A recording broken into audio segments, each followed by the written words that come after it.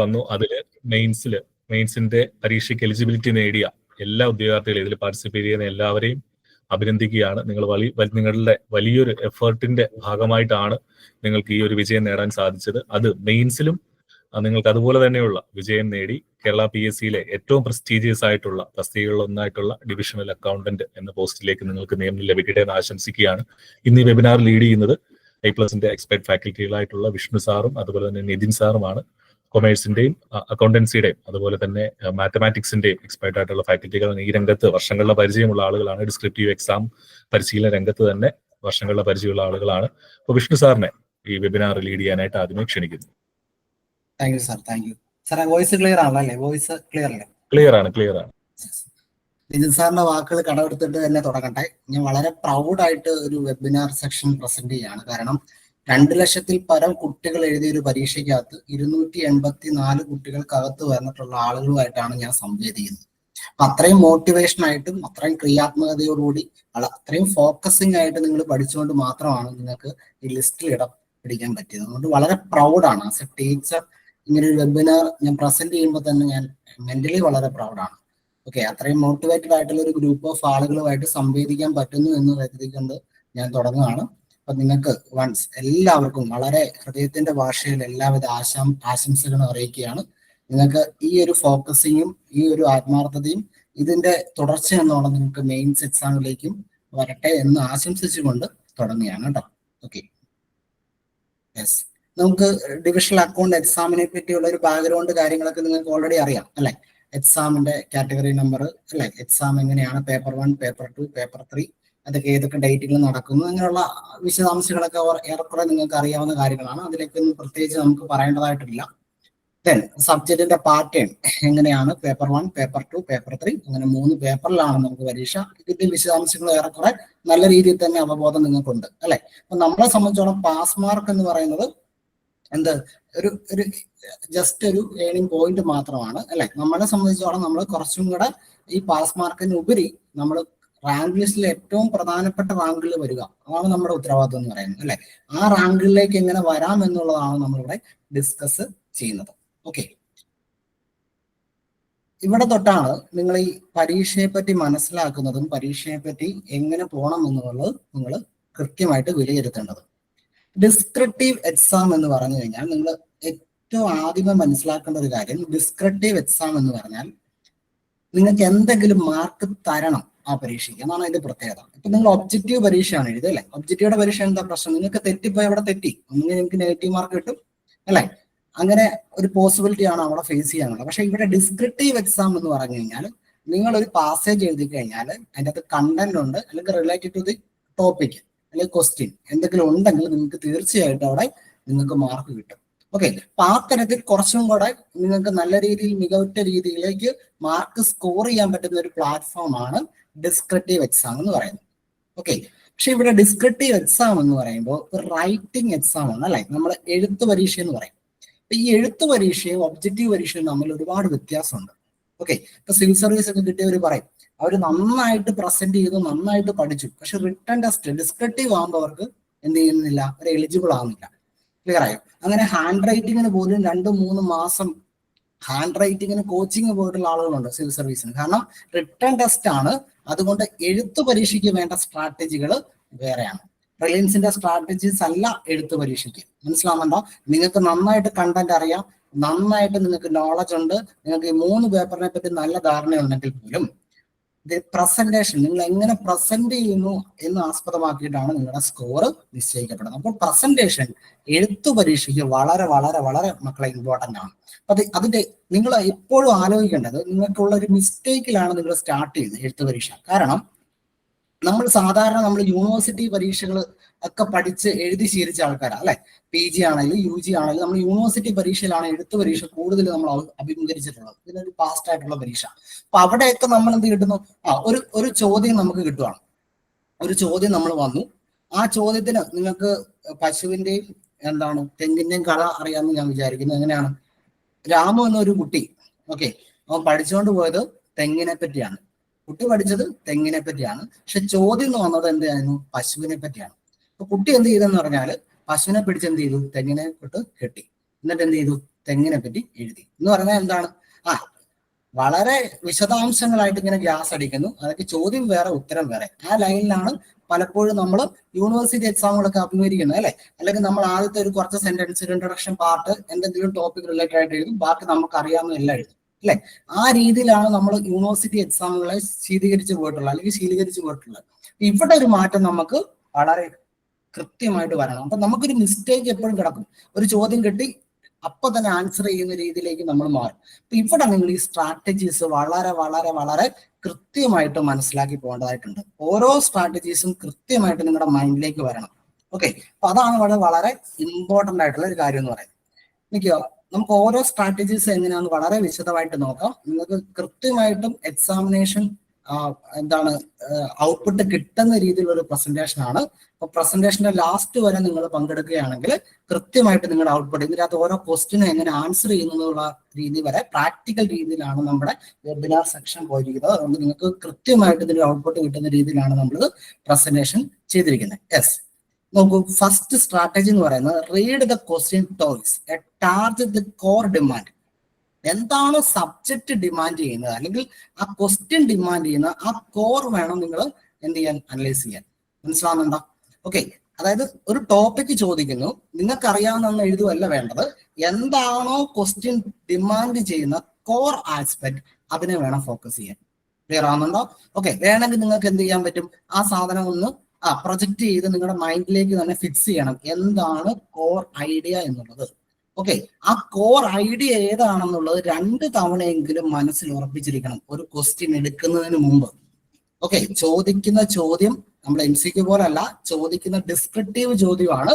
അതിന്റെ ഓരോ എലമെന്റ് എഴുതുന്നതിന് ഓരോ റൈറ്റിംഗ് പാറ്റേണിന് തന്നെ ആൻസറുമായിട്ട് വ്യത്യാസങ്ങളുണ്ട്. അതുകൊണ്ട് 2 തവണയെങ്കിലും മിനിമം നിങ്ങൾ എന്ത് ചെയ്യണം, ആ ക്വസ്റ്റ്യൻ കൃത്യമായിട്ട് വായിച്ചിരിക്കണം.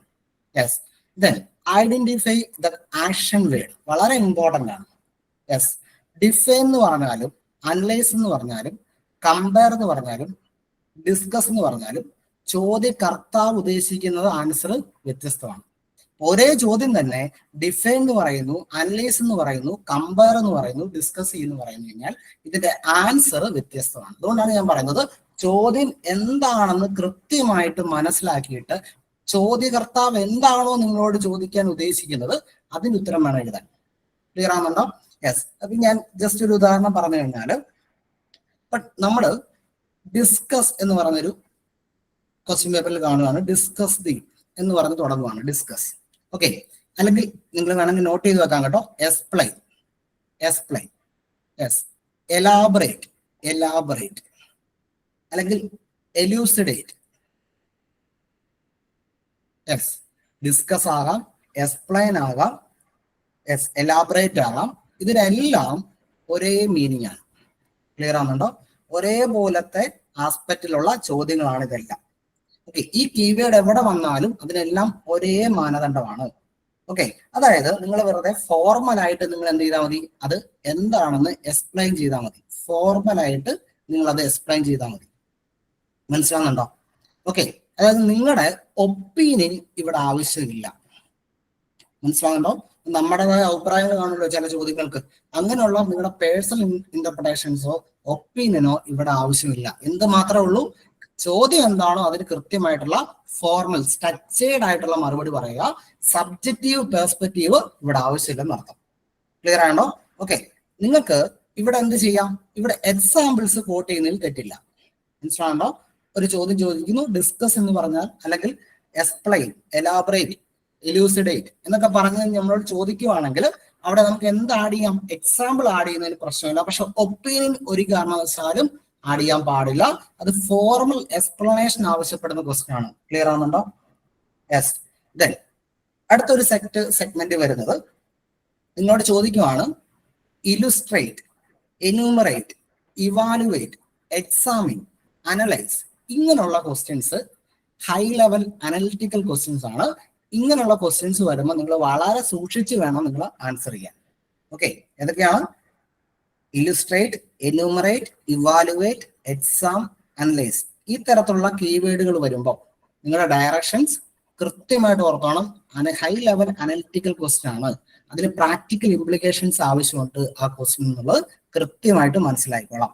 ഓക്കെ, ഇപ്പം എന്യൂമറേറ്റ് എന്ന് പറഞ്ഞ ഒരു ക്വസ്റ്റ്യനിലേക്ക് നിങ്ങളോട് ഒരു കീവേഡ് ചോദിക്കുകയാണ്, enumerate. Okay, enumerate RBI policy, അങ്ങനെയൊക്കെ നിങ്ങളോട് ഒരു ക്വസ്റ്റ്യൻ ചോദിക്കുകയാണെങ്കിൽ, അതായത് ആ വിഷയവുമായി ബന്ധപ്പെട്ട എല്ലാ ആസ്പെക്റ്റും നിങ്ങൾ അവിടെ കൊണ്ടുവരണം. മനസ്സിലാവുന്നുണ്ടോ? എന്യൂമറേറ്റ് എന്ന് പറഞ്ഞൊരു കീവേഡ് അവിടെ ആഡ് ചെയ്യുവാണെങ്കിൽ list out all the aspect.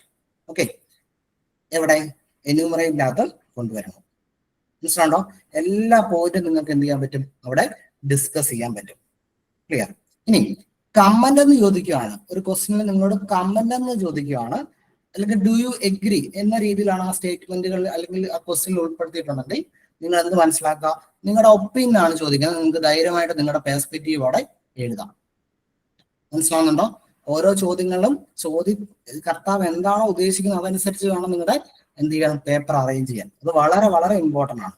ഇനി ചില കീവേഡ് ഉണ്ട്, ജസ്റ്റിഫൈ എന്ന് പറഞ്ഞ ഒരു കീവേഡ് നിങ്ങളോട് ക്വസ്റ്റ്യൻ ചോദിക്കുകയാണ്. ജസ്റ്റിഫൈ ചെയ്യാനാണ് ചോദിക്കുന്നത്.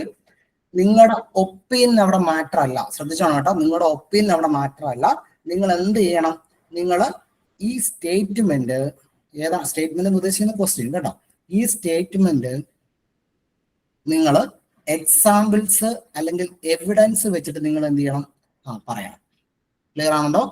എവിഡൻസ് ബേസ്ഡ് ആണ് ഏത് ജസ്റ്റിഫിക്കേഷൻ ഉള്ള ക്വസ്റ്റ്യൻസ്. ഓക്കെ, അപ്പം നിങ്ങൾ എപ്പോഴും മനസ്സിലാക്കണം, ഈ ചോദ്യങ്ങളെല്ലാം ചോദിക്കുന്നത് ആ തരത്തിൽ ആൻസർ ചെയ്യാൻ പറ്റുന്ന ഉത്തരങ്ങൾക്ക് ഈ ചോദ്യങ്ങൾ ചോദിക്കുകയുള്ളൂ. മനസ്സിലാവുന്നുണ്ടോ? അപ്പൊ നിങ്ങൾ ഒരു ടോപ്പിക് എടുത്ത് വായിക്കുന്നു, അതിൽ നിങ്ങൾ ആദ്യം ചിന്തിക്കേണ്ടത് ഇത് ഏത് പെർസ്പെക്റ്റീവിൽ, ഞാൻ ഈ പറഞ്ഞ ഡിസ്കസ് ആണോ, എന്യൂമറേറ്റിലാണോ, അനാലിസിസിലാണോ, ജസ്റ്റിഫൈയിലാണോ? ഓക്കെ, അപ്പൊ ഏത് പെർസ്പെക്റ്റീവിലാണ് ഈ ചോദ്യം ചോദിക്കാൻ സാധ്യതയുണ്ട് എന്നുള്ളത് നിങ്ങൾ ആദ്യം പഠിക്കുന്നതിന് മുമ്പ് മനസ്സിലാക്കണം. എന്നിട്ട് നിങ്ങൾ അതനുസരിച്ച് വേണം പഠിക്കാൻ. ക്ലിയർ ആവുന്നുണ്ടോ? അപ്പൊ ഓരോ ചോദ്യങ്ങളും ഓരോ ചോദ്യം ചോദിക്കാൻ ആൻസർ ചെയ്യാൻ പറ്റുന്ന പെർസ്പെക്റ്റീവിൽ മാത്രമേ ആ ചോദ്യങ്ങൾ വരുള്ളൂ. അതുകൊണ്ട് നിങ്ങൾ അത് കരുതി പേടിക്കേണ്ട. നിങ്ങൾക്ക് അവിടെ എവിഡൻസ് കോട്ട് ചെയ്യാൻ പറ്റുന്ന ചോദ്യങ്ങളിലോ ജസ്റ്റിഫിക്കേഷൻ വരത്തുള്ളൂ. ഓക്കെ, ഇനി ഇലുസ്ട്രേറ്റ് എന്ന് പറയുന്ന രീതിയിലാണ് നിങ്ങളുടെ കീവേഡ് എങ്കിൽ ഇലുസ്ട്രേറ്റ്. ഓക്കെ, നിങ്ങൾ എന്റെ കൂടെ വരാൻ പറ്റുന്നുണ്ടെങ്കിൽ നിങ്ങൾക്ക് തമ്പ് ചെയ്യാം കേട്ടോ. ക്ലിയർ ആണല്ലോ അല്ലേ ഞാൻ പറയുന്നത്? ഫോക്കസ് ചെയ്യാൻ പറ്റുന്നുണ്ടല്ലോ? യെസ്, നിങ്ങൾക്ക് പ്രശ്നമൊന്നും ഇല്ലെങ്കിൽ നിങ്ങൾക്ക് തമ്പ് ചെയ്യാം. Okay, yes. ഓക്കെ, ഇലുസ്ട്രേറ്റ് എന്ന് പറഞ്ഞാൽ ഇവിടെ നിങ്ങൾ ശ്രദ്ധിക്കണം, ഇലുസ്ട്രേറ്റ് ആയിട്ട് ഇലുസ്ട്രേഷൻ എന്ന് പറഞ്ഞാൽ ഇലുസ്ട്രേറ്റ് എന്ന് പറയുന്ന രീതിയിലാണ് നമ്മൾ ചോദ്യം ആരംഭിക്കുന്നെങ്കിൽ അവിടെ നിങ്ങൾ ചോദ്യം വളരെ ഡീപ്പായിട്ട് വേണം അനാലിസിസ് ചെയ്യാൻ. ഓക്കെ, അവിടെ നിങ്ങൾ കൂടുതൽ മോർ എക്സാമ്പിൾസ് നിങ്ങൾക്ക് ആഡ് ചെയ്യാം. ഓക്കെ, അവിടെ നിങ്ങൾക്ക് കൂടുതൽ എവിഡൻസ് ഫോക്കസ് ചെയ്യാം. അപ്പൊ ഇലുസ്ട്രേഷൻ എന്ന് പറഞ്ഞു കഴിഞ്ഞാൽ നിങ്ങളുടെ ഡീപ്പ് ലെവൽ ആയിട്ട് നിങ്ങൾ ആ സബ്ജക്റ്റിൽ ഇറങ്ങാനാണ് ചോദിക്കുന്നത്. മനസ്സിലാവുന്നുണ്ടോ? ഇപ്പൊ ഡിസ്കഷൻ എക്സ്പ്ലെയിൻ എലബറേറ്റ് ഒക്കെ എന്ന് ചോദിച്ചു കഴിഞ്ഞാൽ ഫോർമൽ എക്സ്പ്ലനേഷൻ അവിടെ കൂട്ടി ചെയ്താൽ മതിയാകും. അതേസമയം ഇലുസ്ട്രേറ്റ്, എന്യൂമറേറ്റ്, ഇവാലുവേറ്റ്, എക്സാമിൻ, അനാലിസിസ് ഒക്കെ ചോദിച്ചു കഴിഞ്ഞാൽ കഥ മാറി. നമ്മൾ എന്ത് ചെയ്യണം? നമ്മൾ ആ സ്റ്റാൻഡേർഡിലേക്ക് മാറേണ്ടതായിട്ടുണ്ട്. ഓക്കെ, ഇനി ഇവിടെ ശ്രദ്ധിക്കേണ്ടത് ഇനിയും കുറച്ചും കൂടെ അത്തരത്തിലുള്ള KS അല്ലെങ്കിൽ സിവിൽ സർവീസ് പരീക്ഷകൾക്കൊക്കെ ആ തരത്തിലുള്ള ക്വസ്റ്റ്യൻസിലേക്ക് ഇത് ആഡ് ചെയ്യുള്ളൂ സാധാരണ. ഓക്കെ, എക്സാമിൻ എന്നിട്ട് നിങ്ങളൊന്ന് മനസ്സിലാക്കി വെക്കുക കേട്ടോ. Examine, evaluate, then analysis. ഇവന്മാരെ നമ്മൾ നന്നായിട്ട് സൂക്ഷിക്കണം. ഇവന്മാര് നല്ല രീതിയിലുള്ള പ്രശ്നക്കാരാണ്, നമ്മളോട് നല്ല ചോദ്യങ്ങളായിട്ട് ഒരു വരത്തുള്ളൂ. എക്സാം എന്ന് പറഞ്ഞാൽ നിങ്ങൾ കെയർഫുൾ ആയിട്ട് ആ പ്രോബ്ലം സ്റ്റഡി ചെയ്തിട്ട് എന്ത് ചെയ്യണം? നിങ്ങൾ എഴുതേണ്ടതാണ് എക്സാമിൻ. മനസ്സിലാവുണ്ടോ? ഇവാലുവേറ്റ് എന്ന് പറഞ്ഞു കഴിഞ്ഞാൽ, അതായത് ഇപ്പൊ ഇവാലുവേഷൻ എന്ന് പറഞ്ഞാൽ തന്നെ ഇപ്പൊ ഒരു ടീച്ചർ ഒരു കുട്ടീനെ ഇവാലുവേറ്റ് ചെയ്യുന്ന പറഞ്ഞാൽ എന്താണ് അല്ലെ? ഒരു സ്ട്രക്ചേർഡ് ആയിട്ടുള്ള സ്റ്റാൻഡേർഡ് മെഷർമെന്റ് ഉണ്ട്, അതിനെ ബേസ് ചെയ്തിട്ടായിരിക്കും എന്ത് ചെയ്യുന്നത്? ഇവാലുവേഷൻ നടത്തുന്നത്. അത് തന്നെയാണ് ഇവിടെ ഇവാലുവേറ്റ് എന്ന് ഉദ്ദേശിക്കുന്നത്. ഇപ്പൊ നമ്മൾ ഒരു ഇവാലുവേഷൻ നടത്തിയിട്ട് നമ്മുടെ സ്കോർ 10-7 വിചാരിക്കാം. ഓക്കെ, എന്തുകൊണ്ട് ആ കുട്ടിക്ക് 10-7 കിട്ടി, എന്തുകൊണ്ട് ആ കുട്ടിക്ക് 10-3 മാർക്ക് കുറഞ്ഞു, ഈ രീതിയിലുള്ള ഒരു പഠനമാണ് എന്ത് ഇവാലുവേഷൻ എന്ന് പറയുന്നത്. മനസ്സിലാവുന്നുണ്ടോ? അപ്പൊ അവിടെ നമ്മൾ കൃത്യമായിട്ടുള്ള ഇമ്പാക്റ്റ് വേണം അവിടെ എഴുതാൻ. മനസ്സിലാവുണ്ടോ? എന്താണോ ചോദ്യം, ആ ചോദ്യത്തിന്റെ ഇമ്പാക്റ്റ്, ഓക്കെ, അതിനെ കീറി മുറിച്ച് പോസ്റ്റ്മോർട്ടം ചെയ്യാന്ന് പറയും. അങ്ങനെയാണ് ഇവാലുവേറ്റ് നമ്മൾ ഉദ്ദേശിക്കുന്നത് കേട്ടോ. അപ്പൊ ഒരു ജഡ്ജ്മെന്റ് ലെവലിലാണ് ഏത് ഉദ്ദേശിക്കേണ്ടത്? ഇവാലുവേറ്റ് രീതിയിലുള്ള ക്വസ്റ്റ്യൻസ് ഒരു ജഡ്ജ്മെന്റ് രീതിയിലാണ് നിങ്ങൾ എടുക്കേണ്ടത്. ഓക്കെ, ഇനി അനാലിസിസ് പറയുവാണെങ്കിൽ മിനിമം ഒരു 3 പേഴ്സ്പെക്റ്റീവ് എങ്കിലും നിങ്ങൾ എന്ത് ചെയ്യണം, ആ ചോദ്യത്തെ എടുക്കണം. ഓക്കെ, ഇപ്പൊ നമ്മൾ എക്കണോമിക്കൽ ഗ്രോത്തിനെ പറ്റിയാണെങ്കിൽ ഓക്കെ, അതിന്റെ സോഷ്യൽ ഇംപ്ലിക്കേഷൻ എടുക്കാം, അതിന്റെ എഡ്യൂക്കേഷൻ ഇംപ്ലിക്കേഷൻ എടുക്കാം, ഓക്കെ, അതിന്റെ ടെക്നോളജിക്കൽ ഇംപ്ലിക്കേഷൻ എടുക്കാം. അങ്ങനെ നമ്മൾ പല പേഴ്സ്പെക്റ്റീവിൽ അതിനെ പഠിക്കാൻ പറ്റണം. മനസ്സിലാവുന്നുണ്ടോ? ഓക്കെ, അപ്പൊ ഈ ചോദ്യങ്ങളെല്ലാം എക്സാമിൻ, ഇവാലുവേറ്റ്, അനാലിസിസ്, അത്തരത്തിലുള്ള ഹയർ ക്വസ്റ്റ്യൻസ് ഒന്നും നമുക്ക് സാധാരണഗതിയിൽ വലിയ രീതിയിൽ നമ്മളെ ബുദ്ധിമുട്ടിക്കാറില്ല. എങ്കിൽ പോലും നിങ്ങൾ ബാക്കിയുള്ള കാര്യങ്ങൾ കൃത്യമായിട്ട് മനസ്സിലാക്കുക. ഇനി ഇവിടെ ഇത്രയും കാര്യം നമ്മൾ പറഞ്ഞെങ്കിൽ പോലും നിങ്ങളോട് ചോദിക്കുന്ന ചോദ്യങ്ങൾ പൊതുവെ എന്തായിരിക്കും? ഒരു സ്പേസിൽ തന്നിട്ടുള്ള ചോദ്യങ്ങളായിരിക്കും അല്ലെ. നിങ്ങളോട് ചോദ്യം ചോദിക്കുന്നു, അത് കൃത്യമായിട്ടൊരു സ്പേസ് അവിടെ ഇടും. നിങ്ങളോട് ഇത്ര വേർഡ്സിൽ എഴുതാൻ സാധാരണ പറയാറില്ല.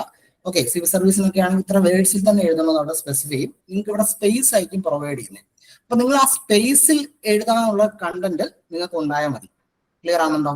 ഓക്കെ, അപ്പൊ അതുകൊണ്ട് നിങ്ങൾ ഒരുപാട് ഇതിനെക്കുറിച്ച് ആകുലപ്പെടുത്തേണ്ട ആവശ്യമില്ല.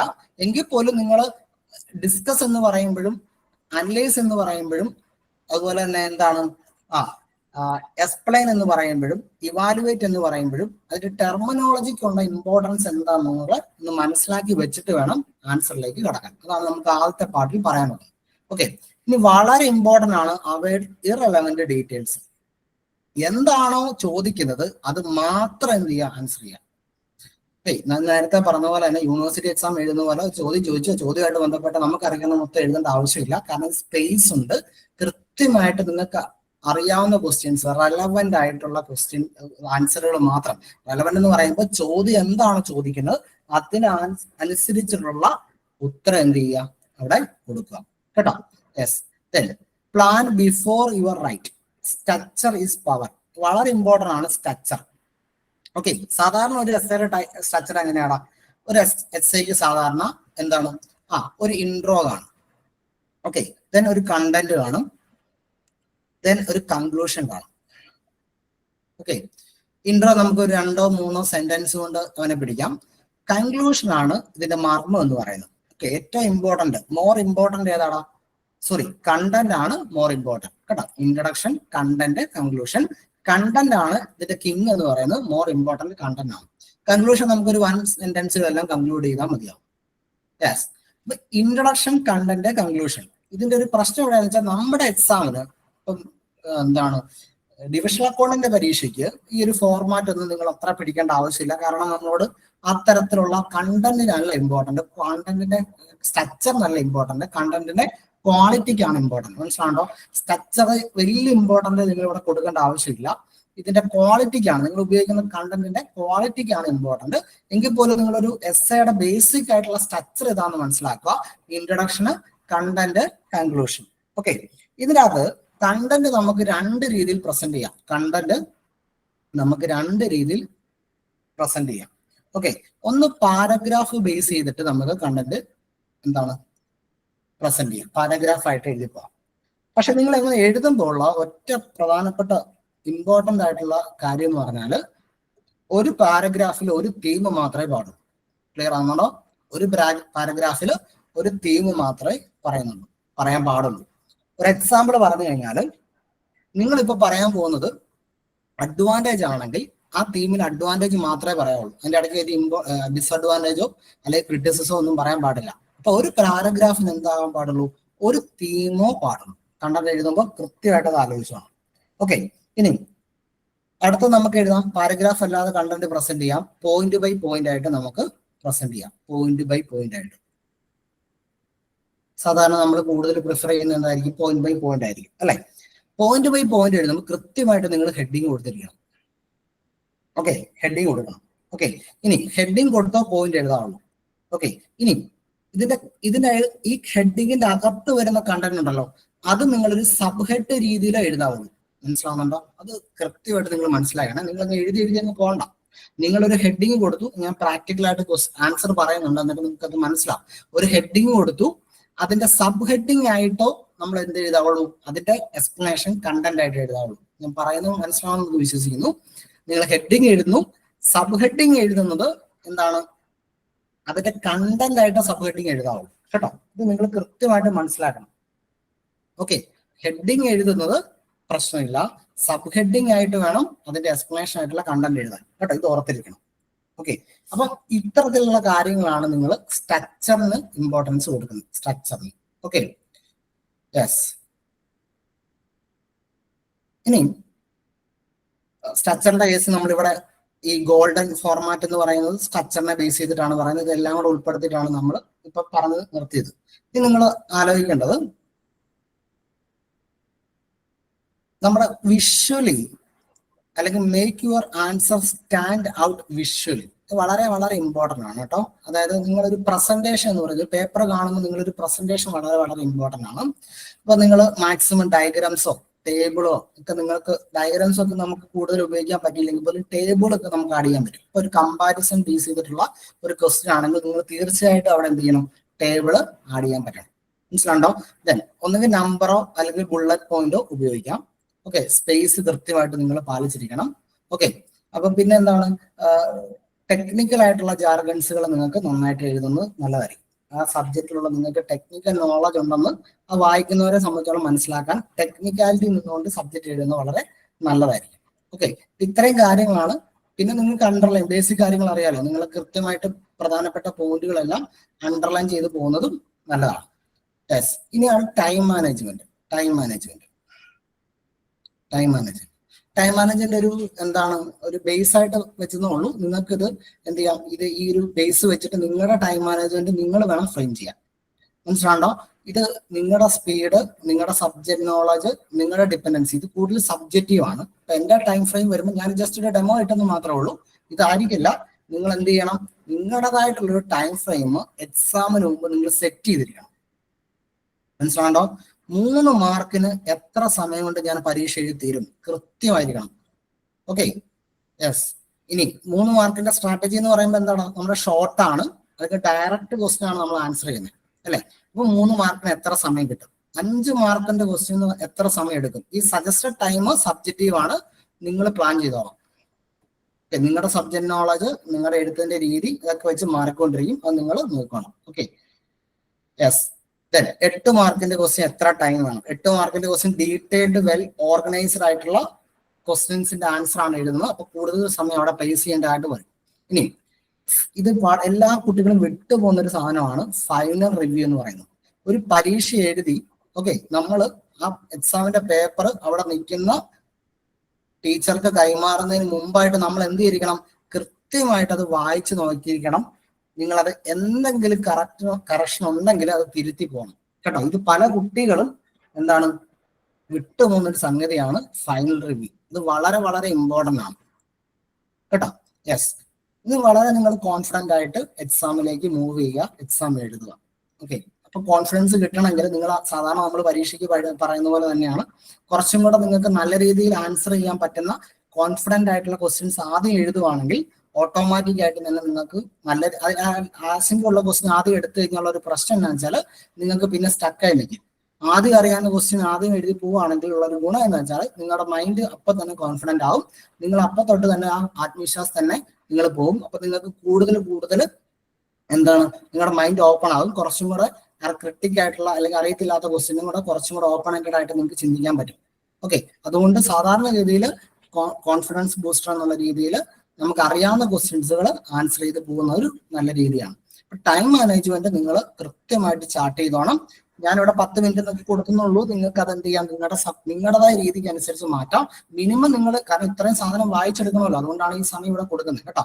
നിങ്ങൾ ആലോചിക്കണം, നിങ്ങളുടെ അറിവ് കൃത്യമായിട്ട് ഒരാളെ ബോധ്യപ്പെടുത്തണം. മനസ്സിലാണ്ടോ? അതാണ് ഡിസ്ക്രിപ്റ്റീവ് പരീക്ഷ എന്ന് പറയുന്നത്. അപ്പൊ നിങ്ങൾക്ക് അറിയാവുന്നൊരു കാര്യം അതൊരാൾക്ക് വായിക്കാൻ പറ്റാത്ത രീതിയിലാണ് നിങ്ങൾ എഴുതി വെച്ചിട്ടുണ്ടെങ്കിൽ നിങ്ങൾക്ക് എങ്ങനെ മാർക്ക് സ്കോർ ചെയ്യാൻ പറ്റും?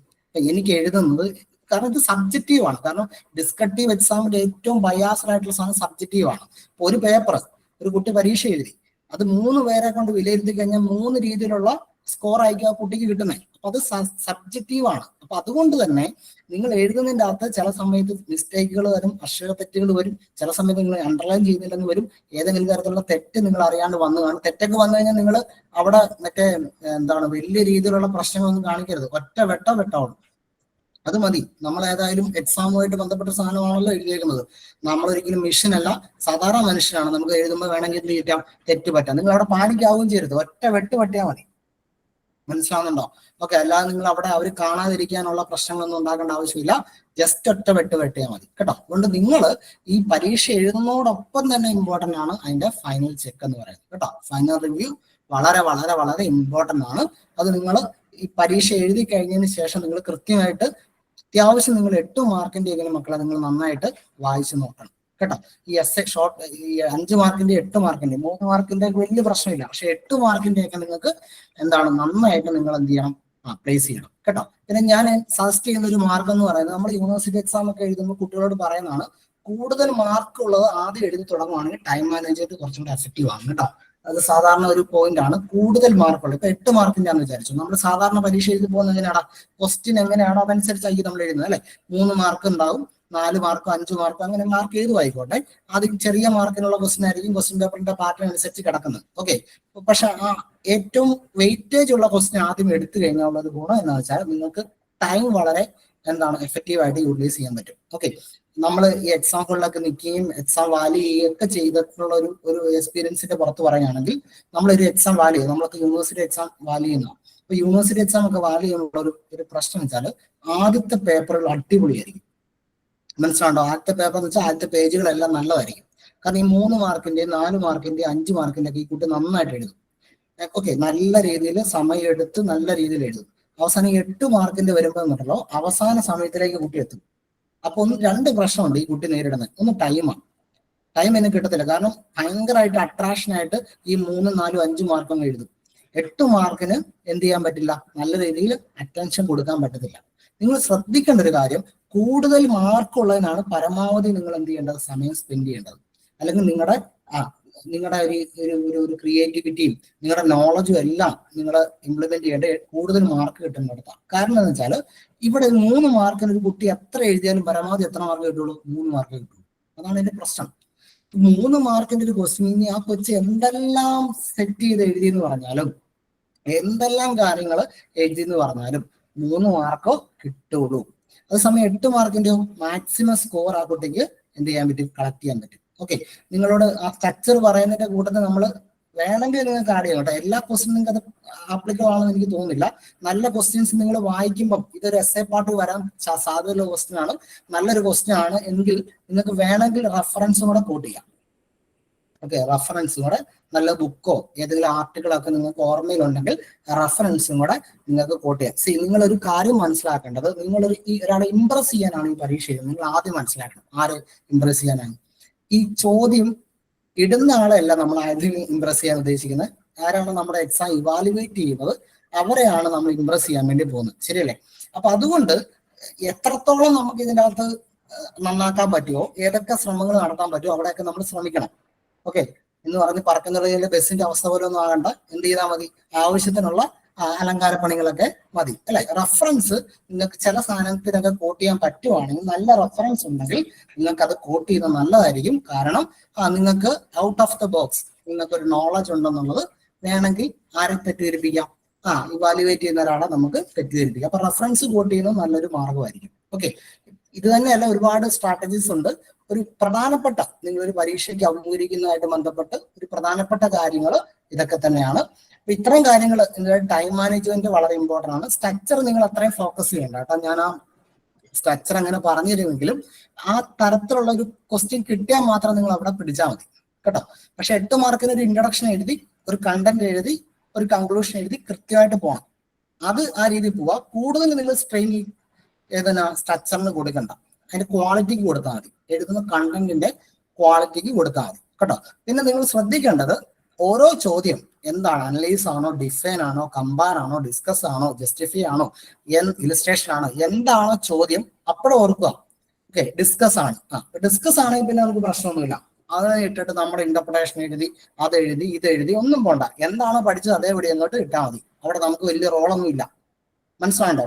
പക്ഷേങ്കിൽ നമ്മുടെ ഒരു ഒപ്പീനിയൻ വരുന്നിടത്ത് അതൊക്കെ കൃത്യമായിട്ട് മനസ്സിലാക്കണം. ഒരു ഒപ്പീനിയൻ വരുന്നിടത്ത്, ഒരു ജസ്റ്റിഫിക്കേഷൻ വരുന്നിടത്ത്, ഒരു ഇലിസ്ട്രേഷൻ കൊടുക്കേണ്ടിടത്ത് എവിഡൻസ് ഒക്കെ കൊണ്ടുവന്ന് കൃത്യമായിട്ട് നമുക്കത് പ്രൂവ് ചെയ്യുന്ന രീതിയിൽ വേണം നമ്മളത് സ്ട്രക്ചറൈസ് ചെയ്യാൻ കേട്ടോ. അപ്പൊ ഇത്രയും കാര്യങ്ങൾ നിങ്ങൾ നന്നായിട്ട് മനസ്സിലാക്കണം. പേപ്പർ ഞാൻ പറഞ്ഞല്ലോ, നിങ്ങൾ എക്സാം എഴുതുന്ന സമയത്ത് നിങ്ങൾ എന്ത് ചെയ്യണം, അത് കൃത്യമായിട്ട് അത് ഒരാൾ വായിക്കുന്നു എന്നുള്ള ധാരണ നിങ്ങളുടെ മനസ്സിൽ വേണം. നിങ്ങൾ ഓടിച്ചാടി ഇത് തീർത്തിട്ട് പോകാന്നുള്ളൊരു പരിപാടിയല്ല നോക്കേണ്ടത്. ഇത് വേറൊരാൾ വായിക്കേണ്ടതാണ്. ഇതൊരാൾക്ക് ഞാൻ വായിക്കാൻ കൊടുക്കുന്ന ഒരു സാധനമാണ്. നമ്മൾ അങ്ങനെയാണല്ലോ അല്ലെ? ഒരു ഒരു ഒരു നിവേദനം എഴുതി കഴിഞ്ഞാൽ നമ്മൾ ഒരാൾക്ക് വായിക്കാൻ കൊടുക്കുന്ന ഒരു സാധനമാണെന്ന് വിചാരിച്ചു. ഒരു നിവേദനം, റിക്വസ്റ്റ് ലെറ്റർ കൊടുക്കുകയാണെങ്കിൽ നമുക്കറിയാം ഇതൊരാൾ വായിക്കാം. അപ്പൊ നമ്മൾ എന്താണ് ഉദ്ദേശിക്കുന്നത്? നമുക്ക് ചില എഴുതുമ്പോൾ ഉള്ള ഒരു ഏറ്റവും വലിയ പ്രശ്നം കൂട്ടക്ഷരങ്ങളൊക്കെ എഴുതി വെക്കും അല്ലെ? അവർക്ക് മാത്രം അറിയാവുന്ന കുറെ ലെറ്റേഴ്സ് ഉണ്ട്. അതൊക്കെ നിങ്ങൾ പ്രത്യേകിച്ച് ഒഴിവാക്കണം കേട്ടോ. കാരണം ഇത് വായിക്കുന്ന ആൾക്ക് ഇത് എന്താണെന്ന് പിടികിട്ടണം കേട്ടോ. അപ്പൊ അതൊക്കെ നിങ്ങൾ കൃത്യമായിട്ട് ശ്രദ്ധിച്ചിട്ട് വേണം. ഇതൊരാൾ വായിക്കണം, വേറെ ആൾക്ക് വായിക്കാനുള്ള സാധനമാണെന്നുള്ളൊരു ധാരണ എഴുതുന്ന സമയങ്ങളിൽ എപ്പോഴും ഉണ്ടായിരിക്കണം. ഓക്കെ, അപ്പൊ അത് നിങ്ങൾ പ്രാക്ടീസ് ചെയ്യുന്നതിനപ്പുറം ഞാൻ പറയുന്ന ഒരു കോമൺ സെൻസ് എപ്പോഴും നിങ്ങളുടെ മനസ്സിലുണ്ടാവുക എന്നുള്ളതാണ്. കോമൺ സെൻസ് വളരെ ഇമ്പോർട്ടൻ്റ് ആണ് കേട്ടോ. പ്രാക്ടീസ് ചെയ്യുന്നതിലുപരി ഒരു കോമൺ സെൻസ് ഉണ്ടാകുന്നുള്ളത് വളരെ ഇമ്പോർട്ടൻ്റ് ആണ്. ഇത്രയും വിഷയങ്ങളിൽ നിങ്ങൾക്ക് എന്തെങ്കിലും ഒരു സംശയമോ ചോദ്യങ്ങളോ അല്ലെങ്കിൽ നിങ്ങൾക്ക് എന്തെങ്കിലും ഒരു ആശങ്കയോ ഉണ്ടെങ്കിൽ പറയുകയാണെങ്കിൽ നമുക്കത് ഡിസ്കസ് ചെയ്യാം, അല്ലെങ്കിൽ നമുക്ക് അടുത്തതിലേക്ക് കടക്കാം. നിങ്ങൾ പ്രിപ്പയർ ചെയ്യുന്ന സമയങ്ങളിൽ നിങ്ങൾ അഭിമുഖീകരിക്കുന്ന എന്തെങ്കിലും പ്രശ്നങ്ങളോ, പരീക്ഷ ഒരു ക്വസ്റ്റ്യൻ വന്നു ഇത് ഇങ്ങനെയാണോ ഇങ്ങനെ നിൽക്കുന്ന എന്തെങ്കിലും ആശങ്ക ഉണ്ടെങ്കിൽ ചോദിക്കാം, അല്ലെങ്കിൽ നമുക്ക് അടുത്തതിലേക്ക് പോകാം.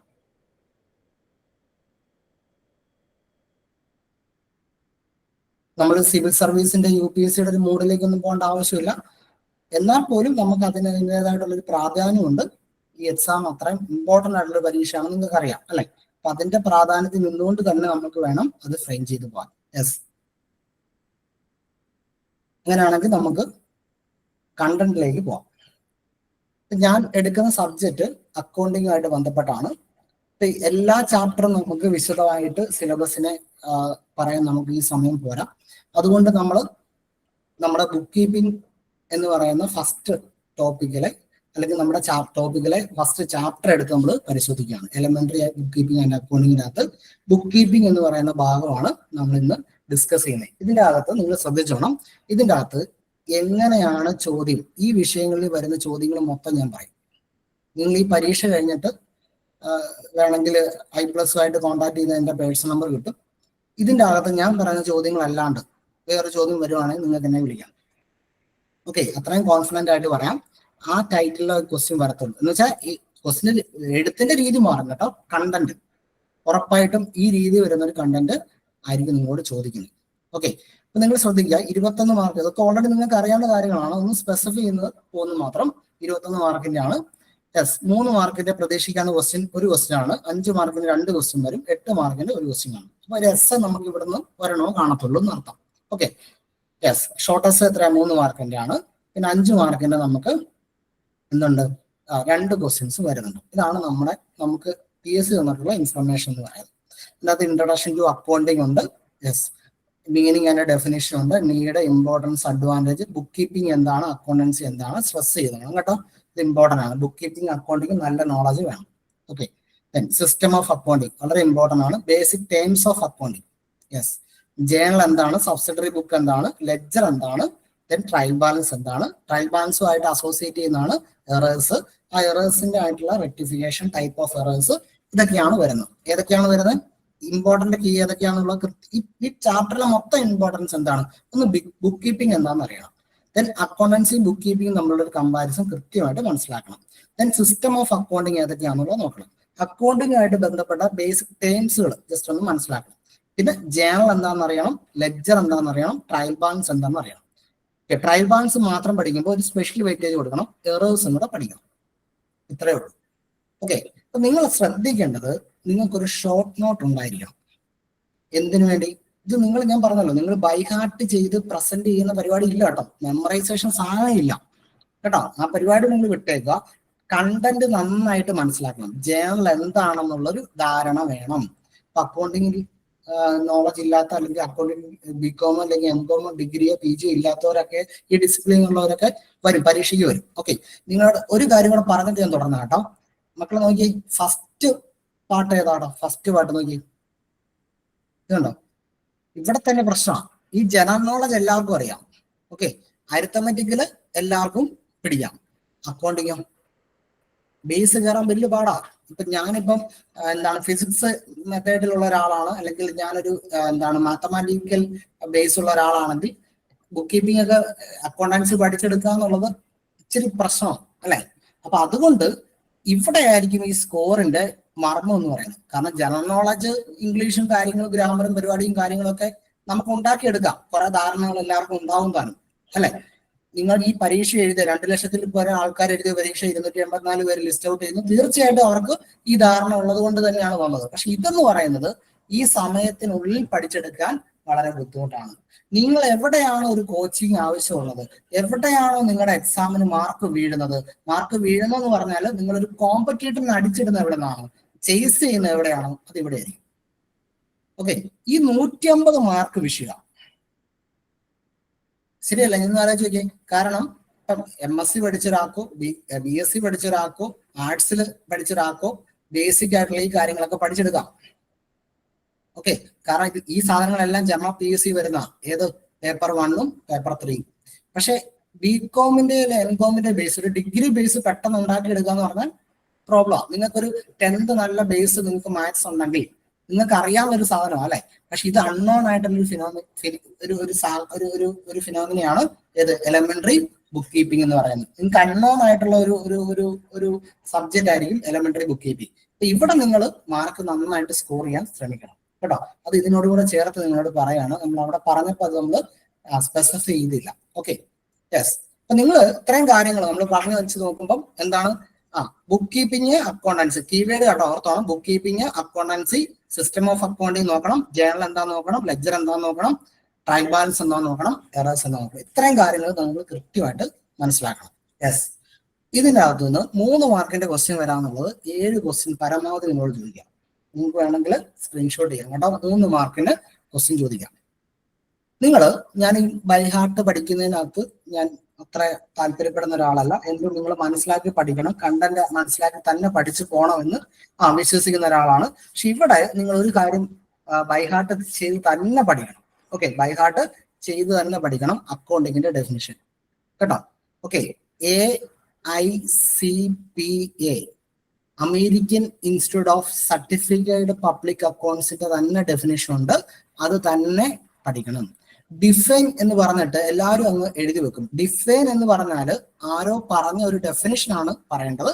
അതുകൊണ്ട് നിർബന്ധമായിട്ട് അത് കോട്ട് ചെയ്യണം. ഡെഫിനിഷൻ ചോദിച്ചിട്ടുണ്ടെങ്കിൽ നിങ്ങളുടെ ഡെഫിനിഷൻ എഴുതണമെങ്കിൽ നിങ്ങളുടെ പേഴ്സ്പെക്റ്റീവ് എഴുതാൻ പറ്റുമോ? ഇല്ല. ഡിഫൈൻ ചെയ്ത ആരാണോ അവരുടെ പേഴ്സ്പെക്റ്റീവ് എഴുതണം. അപ്പൊ ആരാണോ ഡിഫൈൻ ചെയ്ത് അവരെയും കൂടെ കോട്ട് ചെയ്ത് വേണം അക്കോർഡിംഗ് ടു AICPA എന്ന് പറഞ്ഞിട്ട് വേണം നമ്മളത് എക്സ്പ്ലെയിൻ ചെയ്യാം. അപ്പൊ അക്കൗണ്ടിങ്ങിന്റെ ഒരു ഡെഫിനിഷൻ ഇതിന്റെ അത് നിങ്ങൾ ബൈ ഹാർട്ട് ചെയ്തിരിക്കണം കേട്ടോ. കാരണം ഏത് ക്വസ്റ്റ്യൻ വന്നാലും നിങ്ങൾക്ക് അതെടുത്ത് പ്ലേസ് ചെയ്യാൻ പറ്റും. കാരണം അത് നമുക്കൊരു ഇമ്പോർട്ടന്റ് ആയിട്ടുള്ള ഒരു ടിപ്പാണ് കേട്ടോ. അക്കൗണ്ടിങ്ങിന്റെ ഡെഫിനേഷൻ നമുക്ക് ഏത് ക്വസ്റ്റ്യൻ വന്നാലും, അക്കൗണ്ടുമായിട്ട് ബന്ധപ്പെട്ട ക്വസ്റ്റ്യൻ വന്നാലും നമുക്ക് അത് വെച്ചിട്ട് എന്തെങ്കിലുമൊക്കെ നമുക്ക് മാനേജ് ചെയ്യാൻ പറ്റും കേട്ടോ. ഞാൻ ഈ ക്വസ്റ്റ്യൻ ഒക്കെ പറയുന്നത് ഒരു കൊമേഴ്സ് ബാക്ക്ഗ്രൗണ്ട് ഇല്ലാത്തൊരു കുട്ടിക്കും കൂടെ വന്നു കഴിഞ്ഞാൽ ഇതെങ്ങനെയൊക്കെ മനസ്സിലാക്കാം ചെയ്യാം എന്നുള്ള ധാരണകളെ കൂടിയാണ് പറയുന്നത് കേട്ടോ. കാരണം എല്ലാ ആസ്പെക്റ്റിൽ നിന്നുള്ള കുട്ടികളും ഈ റാങ്ക് ലിസ്റ്റ് വന്നിട്ടുണ്ട്, കൊമേഴ്സ് മാത്രമല്ല അല്ലെ. ചിലപ്പോൾ കമ്പാരിറ്റീവ്ലി കുറവായിരിക്കും അവർ. ഓക്കെ, കാരണം കൊമേഴ്സുകാർക്ക് ഈ പേപ്പർ 3യും പേപ്പർ 1ഉം കിട്ടാൻ ഇച്ചിരി പാടാം. ഓക്കെ, അപ്പൊ അവിടെയൊക്കെയാണ് ഇതിന്റെ പ്രശ്നം, മനസ്സിലാണോ? ഈ പേപ്പർ, അതായത് പ്രിലിംസ് പാസ്സാകുന്നതിൽ കൂടുതൽ, ഞാൻ ഇതിന്റെ സ്റ്റാറ്റിക്സാ പറയുന്നത് കേട്ടോ. നിങ്ങൾക്ക് എന്നെ ഫോളോ ചെയ്യാൻ പറ്റുന്നുണ്ടല്ലോ അല്ലെ? നിങ്ങൾക്ക് കമന്റ് ചെയ്യാം. ഫോളോ ചെയ്യാൻ പറ്റുന്നുണ്ടെങ്കിൽ കമന്റ് ചെയ്യാം. Okay, yes. നിങ്ങൾ ശ്രദ്ധിച്ചോണേ, ഇതിന്റെ സ്ട്രാറ്റജി നമ്മൾ വെറുതെ പരീക്ഷ എഴുതി പോകുന്നല്ലാതെ നിങ്ങൾ ആലോചിച്ചോണേ. ഈ പ്രിലിംസ് കൂടുതൽ കവർ ചെയ്തത് സയൻസ് ബാക്ക്ഗ്രൗണ്ട് ഉള്ള നിങ്ങൾ എടുത്ത് 254 പേരെ നമുക്ക് പേഴ്സണലായിട്ട് അറിയത്തില്ല, എന്നാലും സ്റ്റാറ്റിക്സ് പറയുക കേട്ടോ. സയൻസ് ബാക്ക്ഗ്രൗണ്ട്, കാരണം ഈ സയൻസ് ബാക്ക്ഗ്രൗണ്ടുകാർക്ക് ഇംഗ്ലീഷും മാത്തമാറ്റിക്കൽ സാധനങ്ങളും കിട്ടും, മനസ്സിലാണ്ടോ? പക്ഷെ ഈ ക്വസ്റ്റ്യന് ഞാൻ നോക്കിയിട്ട് കുറെ അധികം കൊമേഴ്സ് റിലേറ്റഡ് ക്വസ്റ്റ്യൻസ് ഉണ്ടായിരുന്നു. പക്ഷെ കൊമേഴ്സ് റിലേറ്റഡ് സിമ്പിൾ ആയിട്ടുള്ള ക്വസ്റ്റ്യൻസും ഉണ്ടായിരുന്നു, മനസ്സിലാണ്ടോ? അപ്പം ഈ കൊമേഴ്സുകാരെ സംബന്ധിച്ചോളം ഈ മാത്തമാറ്റിക്കൽ സ്കിൽ സെറ്റ് വളരെ കുറവാണ്. അക്കൗണ്ടൻസി എന്ന് പറയുന്നത് മാത്തമാറ്റിക്സ് എന്ന് പറയുന്ന സബ്ജക്റ്റ് രണ്ടാണ്. നമ്മൾ കുറച്ച് ഫിഗേഴ്സ് അവിടെ എടുക്കുന്ന മാത്രമേ ഉള്ളൂ അക്കൗണ്ടൻസിക്ക് കേട്ടോ. ഇന്റർപ്രിട്ടേഷൻസ് രീതികളെല്ലാം മാറാണ്. പക്ഷെ നിങ്ങൾ ഓർക്കണം, മെയിൻ എക്സാം എഴുതുമ്പോൾ കിങ് എന്ന് പറയുന്നത് ഏതാണ്? അത് അക്കൗണ്ടിങ് വരും. കാരണം ബാക്കി എല്ലാവർക്കും അറിയാവുന്ന സബ്ജക്റ്റ് വരും. ഇത് സ്പെസിഫിക് ആണ്. ഓക്കെ, അപ്പൊ അതുകൊണ്ട് നിങ്ങൾ കുറച്ചും കൂടെ ഫോക്കസിങ് ഈ സബ്ജക്റ്റിലേക്ക് നിങ്ങൾ ഫോക്കസ് ചെയ്യുവാണെങ്കിൽ നിങ്ങൾക്ക് ഒരു ഭേദപ്പെട്ട റാങ്കിലേക്ക് നിങ്ങൾക്ക് എത്താൻ പറ്റും. മനസ്സിലാകുന്നുണ്ടോ? ഓക്കെ, അപ്പൊ ആ ഒരു ടെക്നിക്ക് എപ്പോഴും നിങ്ങൾ ഓർത്തോണം. കുറച്ചും കൂടെ വെയിറ്റേജ് നിങ്ങൾ ഈ ഒരു മേഖലയിലേക്ക് കൊടുക്കണം. യെസ്, അപ്പൊ നിങ്ങൾ അക്കൗണ്ടിങ്ങിന്റെ ഡെഫിനിഷൻ പഠിക്കുക എന്നുള്ള ഒന്നാമത്തെ കാര്യമാണ്. നമുക്ക് difference between book keeping and accounting. Difference വന്ന് അന്നേരം തന്നെ ആൻസറിൽ എന്തുണ്ടായിരിക്കണം? ഒരു ടേബിൾ ഉണ്ടായിരിക്കണം. നിങ്ങൾ എഴുതുന്നത് ഞാൻ ആൻസർ ചെയ്ത് നിങ്ങൾ കാണിക്കാം, ഇതിന്റെ ആൻസർ കാണിക്കും. എഴുതുന്നത് ക്വാളിറ്റി ആയിട്ടുള്ള കണ്ടന്റ് മാത്രമേ എഴുതാവുള്ളൂ. മനസ്സിലാണ്ടോ? ഗസ്സിങ് ആയിട്ടുള്ള സാധനമോ ഇറലവന്റ് ആയിട്ടുള്ള സാധനങ്ങളൊന്നും എഴുതാൻ പറ്റില്ല. വെയിറ്റേജ് ഉള്ള നല്ല വെയിറ്റ് ആയിട്ടുള്ള കണ്ടന്റ് മാത്രമേ എടുത്ത് പ്ലേസ് ചെയ്യാവുള്ളൂ. ഇടുന്ന മാർക്ക് ഇടാൻ പറ്റുന്ന ഒരു കുട്ടിക്ക്, ഒരു ടീച്ചറെ സംബന്ധിച്ചോളം, മാർക്ക് ഇടുന്ന ഒരു ടീച്ചറെ സംബന്ധിച്ചോളം അറിയാതെ കൈവന്ന് വീണ് പോകണം പേപ്പറിലോട്ട്. മനസ്സിലാവുന്നുണ്ടോ? അത്ര വെയിറ്റേജ് ഉള്ള സാധനം വേണം എടുത്ത് പ്ലേസ് ചെയ്യാൻ. മനസ്സിലാവുന്നുണ്ടോ? അല്ല ഓർമ്മയിൽ എന്താ കിട്ടി അന്നേരം പ്ലേസ് ചെയ്യാം. അതാണ് ഞാൻ പറഞ്ഞത്. ഞാൻ പറയുന്ന കീവേഡ് ഉണ്ട് ഈ ആൻസറിന്റെ, ആ കീവേഡുകളെല്ലാം നിങ്ങൾ നോട്ട് ചെയ്തോണം, വളരെ ഇമ്പോർട്ടന്റ് ആണ്. Okay, then 2 basic terms of accounting, brief meaning, അങ്ങനെയുള്ള ക്വസ്റ്റ്യൻസ് ഒക്കെ വരാം. ട്രയൽ ബാലൻസ് എന്താണ്? Why it is prepared? Why ഒക്കെ ഉണ്ട് കേട്ടോ. വൈ എന്ന് പറയുമ്പം എന്താണ്? അതിന്റെ ഇമ്പോർട്ടൻസിലേക്ക്, നീഡിലേക്കൊക്കെ കടക്കും വൈ. ഓക്കെ, വാട്ട് ഈസ് എന്ന് ചോദിച്ചാൽ ജസ്റ്റ് എന്താണ് നമ്മൾ അതിന്റെ മീനിങ് പറഞ്ഞാൽ മതി. വൈ ഒക്കെ പറയുമ്പോൾ പ്രത്യേകം ശ്രദ്ധിച്ചോണം കേട്ടോ. യെസ്, ഞാൻ ആൻസർ പറയുന്ന സമയത്ത് അത് കോട്ട് ചെയ്യാം കേട്ടോ. Yes, limitations of accounting. ഈ അക്കൗണ്ടിങ്ങിന്റെ ലിമിറ്റേഷൻസ് ഒക്കെ നന്നായിട്ട് മനസ്സിലാക്കണേ. ഒരു ക്വസ്റ്റ്യൻസ് നമുക്ക് ഏതെങ്കിലും രീതിയിൽ വരാം. Limitations of accounting. Limitations of accounting എന്ന് പറഞ്ഞു കഴിഞ്ഞാൽ എന്താണ്? അക്കൗണ്ടിങ് അറിയത്തില്ലാത്ത ഒരാൾക്ക് അക്കൗണ്ടിങ് എന്താണ് മനസ്സിലാകത്തില്ല, അതാണ് ലിമിറ്റേഷൻ. അല്ല, ക്വാളിറ്റി ആയിട്ടുള്ള ലിമിറ്റേഷൻസ് ഉണ്ട്, അത് മാത്രമേ എടുക്കാവുള്ളൂ കേട്ടോ.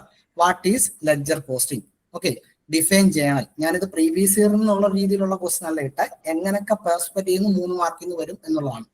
ഇതിൽ ഏതെങ്കിലും ഒരു രീതിയിൽ നിങ്ങൾക്ക് ഉറപ്പായിട്ടും വന്നിരിക്കും 3 മാർക്കിനുള്ള ക്വസ്റ്റ്യൻസ്. ഏത്? ഈ ഫസ്റ്റ് ചാപ്റ്ററിന് ഉറപ്പാണ്. ഇപ്പൊ ഡിഫൈൻ ജേണൽ ഉണ്ട്, ഗീവൻ 1 എക്സാമ്പിൾ ചോദിക്കുന്നുണ്ട്. അപ്പൊ നിങ്ങൾ പഠിക്കുന്ന സമയത്ത്, ജേണലുകളൊക്കെ പഠിക്കുന്ന സമയത്ത് നിങ്ങൾ ഉറപ്പായിട്ട് എക്സാമ്പിൾ പഠിക്കണം കേട്ടോ. നിങ്ങൾ ലെക്ചർ പഠിക്കുന്ന സമയത്തോ ട്രയൽ ബാലൻസ് പഠിക്കുന്ന സമയത്തോ ഒന്നും നിങ്ങൾ എന്ത് ചെയ്യണ്ട, ഈ എക്സാമ്പിൾ അധികം പഠിക്കേണ്ട ആവശ്യമില്ല. പക്ഷെങ്കിൽ നിങ്ങൾ ജേണൽ പഠിക്കുന്ന സമയത്ത് നിങ്ങൾ കൃത്യമായിട്ട് എക്സാമ്പിൾ പോകണം. ട്രയൽ ബാലൻസ് പഠിക്കുമ്പോൾ നിങ്ങൾ എറേഴ്സ് പഠിക്കും കേട്ടോ. എറേഴ്സ് ഉറപ്പാണ് കേട്ടോ. ഇത് പരീക്ഷയ്ക്ക് അങ്ങനെ വരുള്ളൂ. കാരണം നമ്മൾ എത്രയോ വർഷമായിട്ട് PG കുട്ടികൾക്ക് ക്ലാസ് എടുക്കുന്നതെന്ന് അറിയാം. കാരണം അത്രയും ക്വസ്റ്റ്യൻ പേപ്പറിന്റെ പാറ്റേൺ അതേ ബോഡി തന്നെയാണ് നിങ്ങൾക്ക് ഇവിടെ വരുന്നത്, അതേ രീതി തന്നെയാണ് പരീക്ഷയ്ക്കും വരുന്നത്, അതേ രീതിയിൽ തന്നെയാണ് ഈ പേപ്പറും വാല്യൂ ചെയ്യുന്നത്. അതുകൊണ്ടാണ് പറയുന്നത് കേട്ടോ. യെസ്, അപ്പൊ അവിടെ നിങ്ങൾ നോക്കൂ, ഇവിടെ ഈ എന്താണ് നമ്മൾ ഈ ജേണൽ, ലെഡ്ജർ, ട്രയൽ ബാലൻസ് വരുമ്പോൾ എറേഴ്സ് ഉണ്ട്, എറേഴ്സ് ഓഫ് ട്രയൽ ബാലൻസ്. അതിനെ നിങ്ങൾ എന്ത് കോട്ട് ചെയ്യണം? ഇവിടെ എക്സാമ്പിൾസ് കോട്ട് ചെയ്യണം. ക്ലിയർ ആയോ? ഇത്രയും കാര്യങ്ങൾ വളരെ വളരെ ഇമ്പോർട്ടന്റ് ആണ്. യെസ്, നമുക്ക് ഇതിന്റെ ഒരു എന്താണ് ആൻസർ നമുക്ക് നോക്കാം. ഇതിന്റെ ആൻസർ ഫ്രെയിം ചെയ്തേക്കുന്നത് എങ്ങനെയാണെന്ന് നോക്കാം.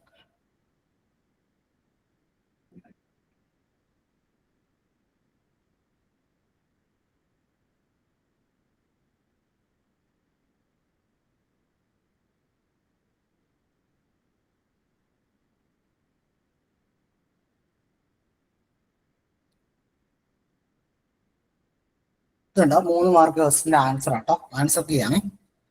യെസ്, ഇത് കാണാമല്ലോ അല്ലെ? ക്ലിയർ അല്ലേ? നിങ്ങൾക്ക് കാണാമല്ലോ?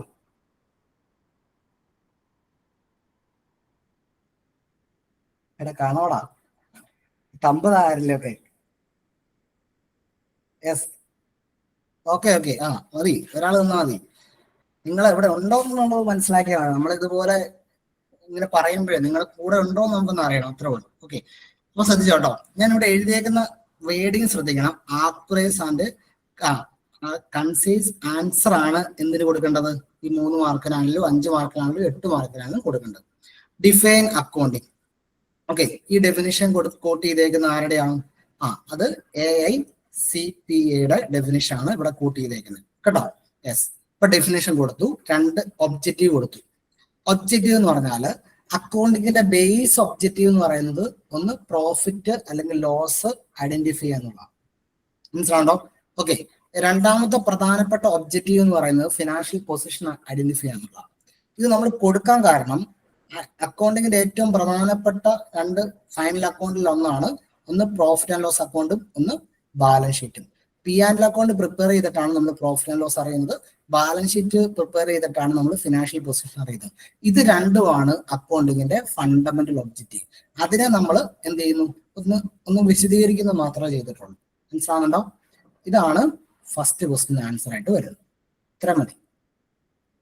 മനസ്സിലാവുണ്ടോ? എത്രയാണോ സ്പേസ് അതനുസരിച്ച് നിങ്ങളുടെ ഒബ്ജക്റ്റീവ് നിങ്ങൾ പറയും. ആ ഒബ്ജക്റ്റീവ് നിങ്ങൾക്ക് അസംബിൾ ചെയ്യാൻ പറ്റുന്ന ക്ലാസ് എടുക്കുന്ന സമയത്ത് നമ്മൾ ആ ഒബ്ജക്റ്റീവ് ഒക്കെ നിങ്ങൾക്ക് തരും. അപ്പൊ നിങ്ങൾ അതിൻ്റെ അകത്ത് ഏറ്റവും സൂട്ടായിട്ടുള്ള, അപ്പൊ നിങ്ങൾ എന്ത് പഠിച്ചാൽ വേണ്ട, ഒബ്ജക്റ്റീവ് പഠിക്കുക, profit and loss, balance sheet, അങ്ങനെ കീവേഡ് മാത്രം നിങ്ങളുടെ ബുക്കിൽ മതി. മനസ്സിലാണ്ടോ? നിങ്ങൾ അതിനെ സെന്റൻസ് ആയിട്ട് അങ്ങ് എഴുതിയാൽ മാത്രം മതി. Profit and loss, financial position, അങ്ങനെ 5-6 ഒബ്ജക്റ്റീവ് ഉണ്ടെങ്കിൽ ആ ഒബ്ജക്റ്റീവിന്റെ കീവേഡ് മാത്രം നിങ്ങളുടെ ബുക്കിൽ ഉണ്ടായാൽ മതി. എന്നിട്ട് ഈ ക്വസ്റ്റ്യൻ വരുമ്പോൾ ആ കീവേഡ് എടുത്ത് അങ്ങോട്ട് പ്ലേസ് ചെയ്യുക, ജസ്റ്റ് ഒരു എക്സ്പ്ലനേഷൻ കൂടെ ഒന്ന് കൊടുക്കുക, അത്ര മാത്രം മതി കേട്ടോ. ഇനി അവിടെ കിടന്ന് അധികം നിങ്ങൾ ബുദ്ധിമുട്ടുണ്ടായിട്ട് വരരുത്. യെസ്, നോക്ക്, difference between book keeping and accounting. Okay, നിങ്ങൾ ആദ്യം ബുക്ക് കീപ്പിംഗ് എന്താണെന്നുള്ളത് നിങ്ങളുടെ ഫ്രെയിമിൽ കയറണം. ബുക്ക് കീപ്പിംഗ് എന്ന് വരുമ്പോഴേ നിങ്ങൾ ആദ്യം 3 ടൂൾ ഉപദേശിക്കണം. റെക്കോർഡിങ്ങിനെ മാത്രമാണ് നമ്മൾ ബുക്ക് കീപ്പിംഗ് എന്ന് പറയുന്നത്. മനസ്സിലാവുണ്ടോ? ഒരു കാര്യം റെക്കോർഡ് ചെയ്യുന്നതിനെയാണ് ബുക്ക് കീപ്പിംഗ് എന്ന് പറയുന്നത്. അത് ജേണലും ലെഡ്ജറും ക്യാഷ് ബുക്കും, ഇത് 3നെയാണ് ബുക്ക് കീപ്പിംഗ് എന്ന് പറയുന്നത്. മനസ്സിലാണ്ടോ? അക്കൗണ്ടിങ് എന്ന് പറഞ്ഞു കഴിഞ്ഞാൽ ഏതാടാ, ഈ റെക്കോർഡിംഗ് പ്ലസ്, റെക്കോർഡിംഗ് വെച്ചാൽ ജേണല്, ലെഡ്ജർ, ക്യാഷ് ബുക്ക്, ഇതെല്ലാം റെക്കോർഡിംഗ് വരുന്നുണ്ട്. Recording plus analysis plus reporting, ഇത് 3 കൂടെ കയറുന്നതാണ് അക്കൗണ്ടൻസി. മനസ്സിലാണ്ടോ? അപ്പൊ ബുക്ക് കീപ്പിംഗ് പഠിക്കുമ്പോൾ നിങ്ങൾ ഒറ്റ കാര്യം ഓർക്കുക, അത് റെക്കോർഡിംഗ് ആണ്. റെക്കോർഡിംഗ് ഓഫ് ട്രാൻസാക്ഷൻ ആണ് ബുക്ക് കീപ്പിംഗ് എന്ന് പറയുന്നത്.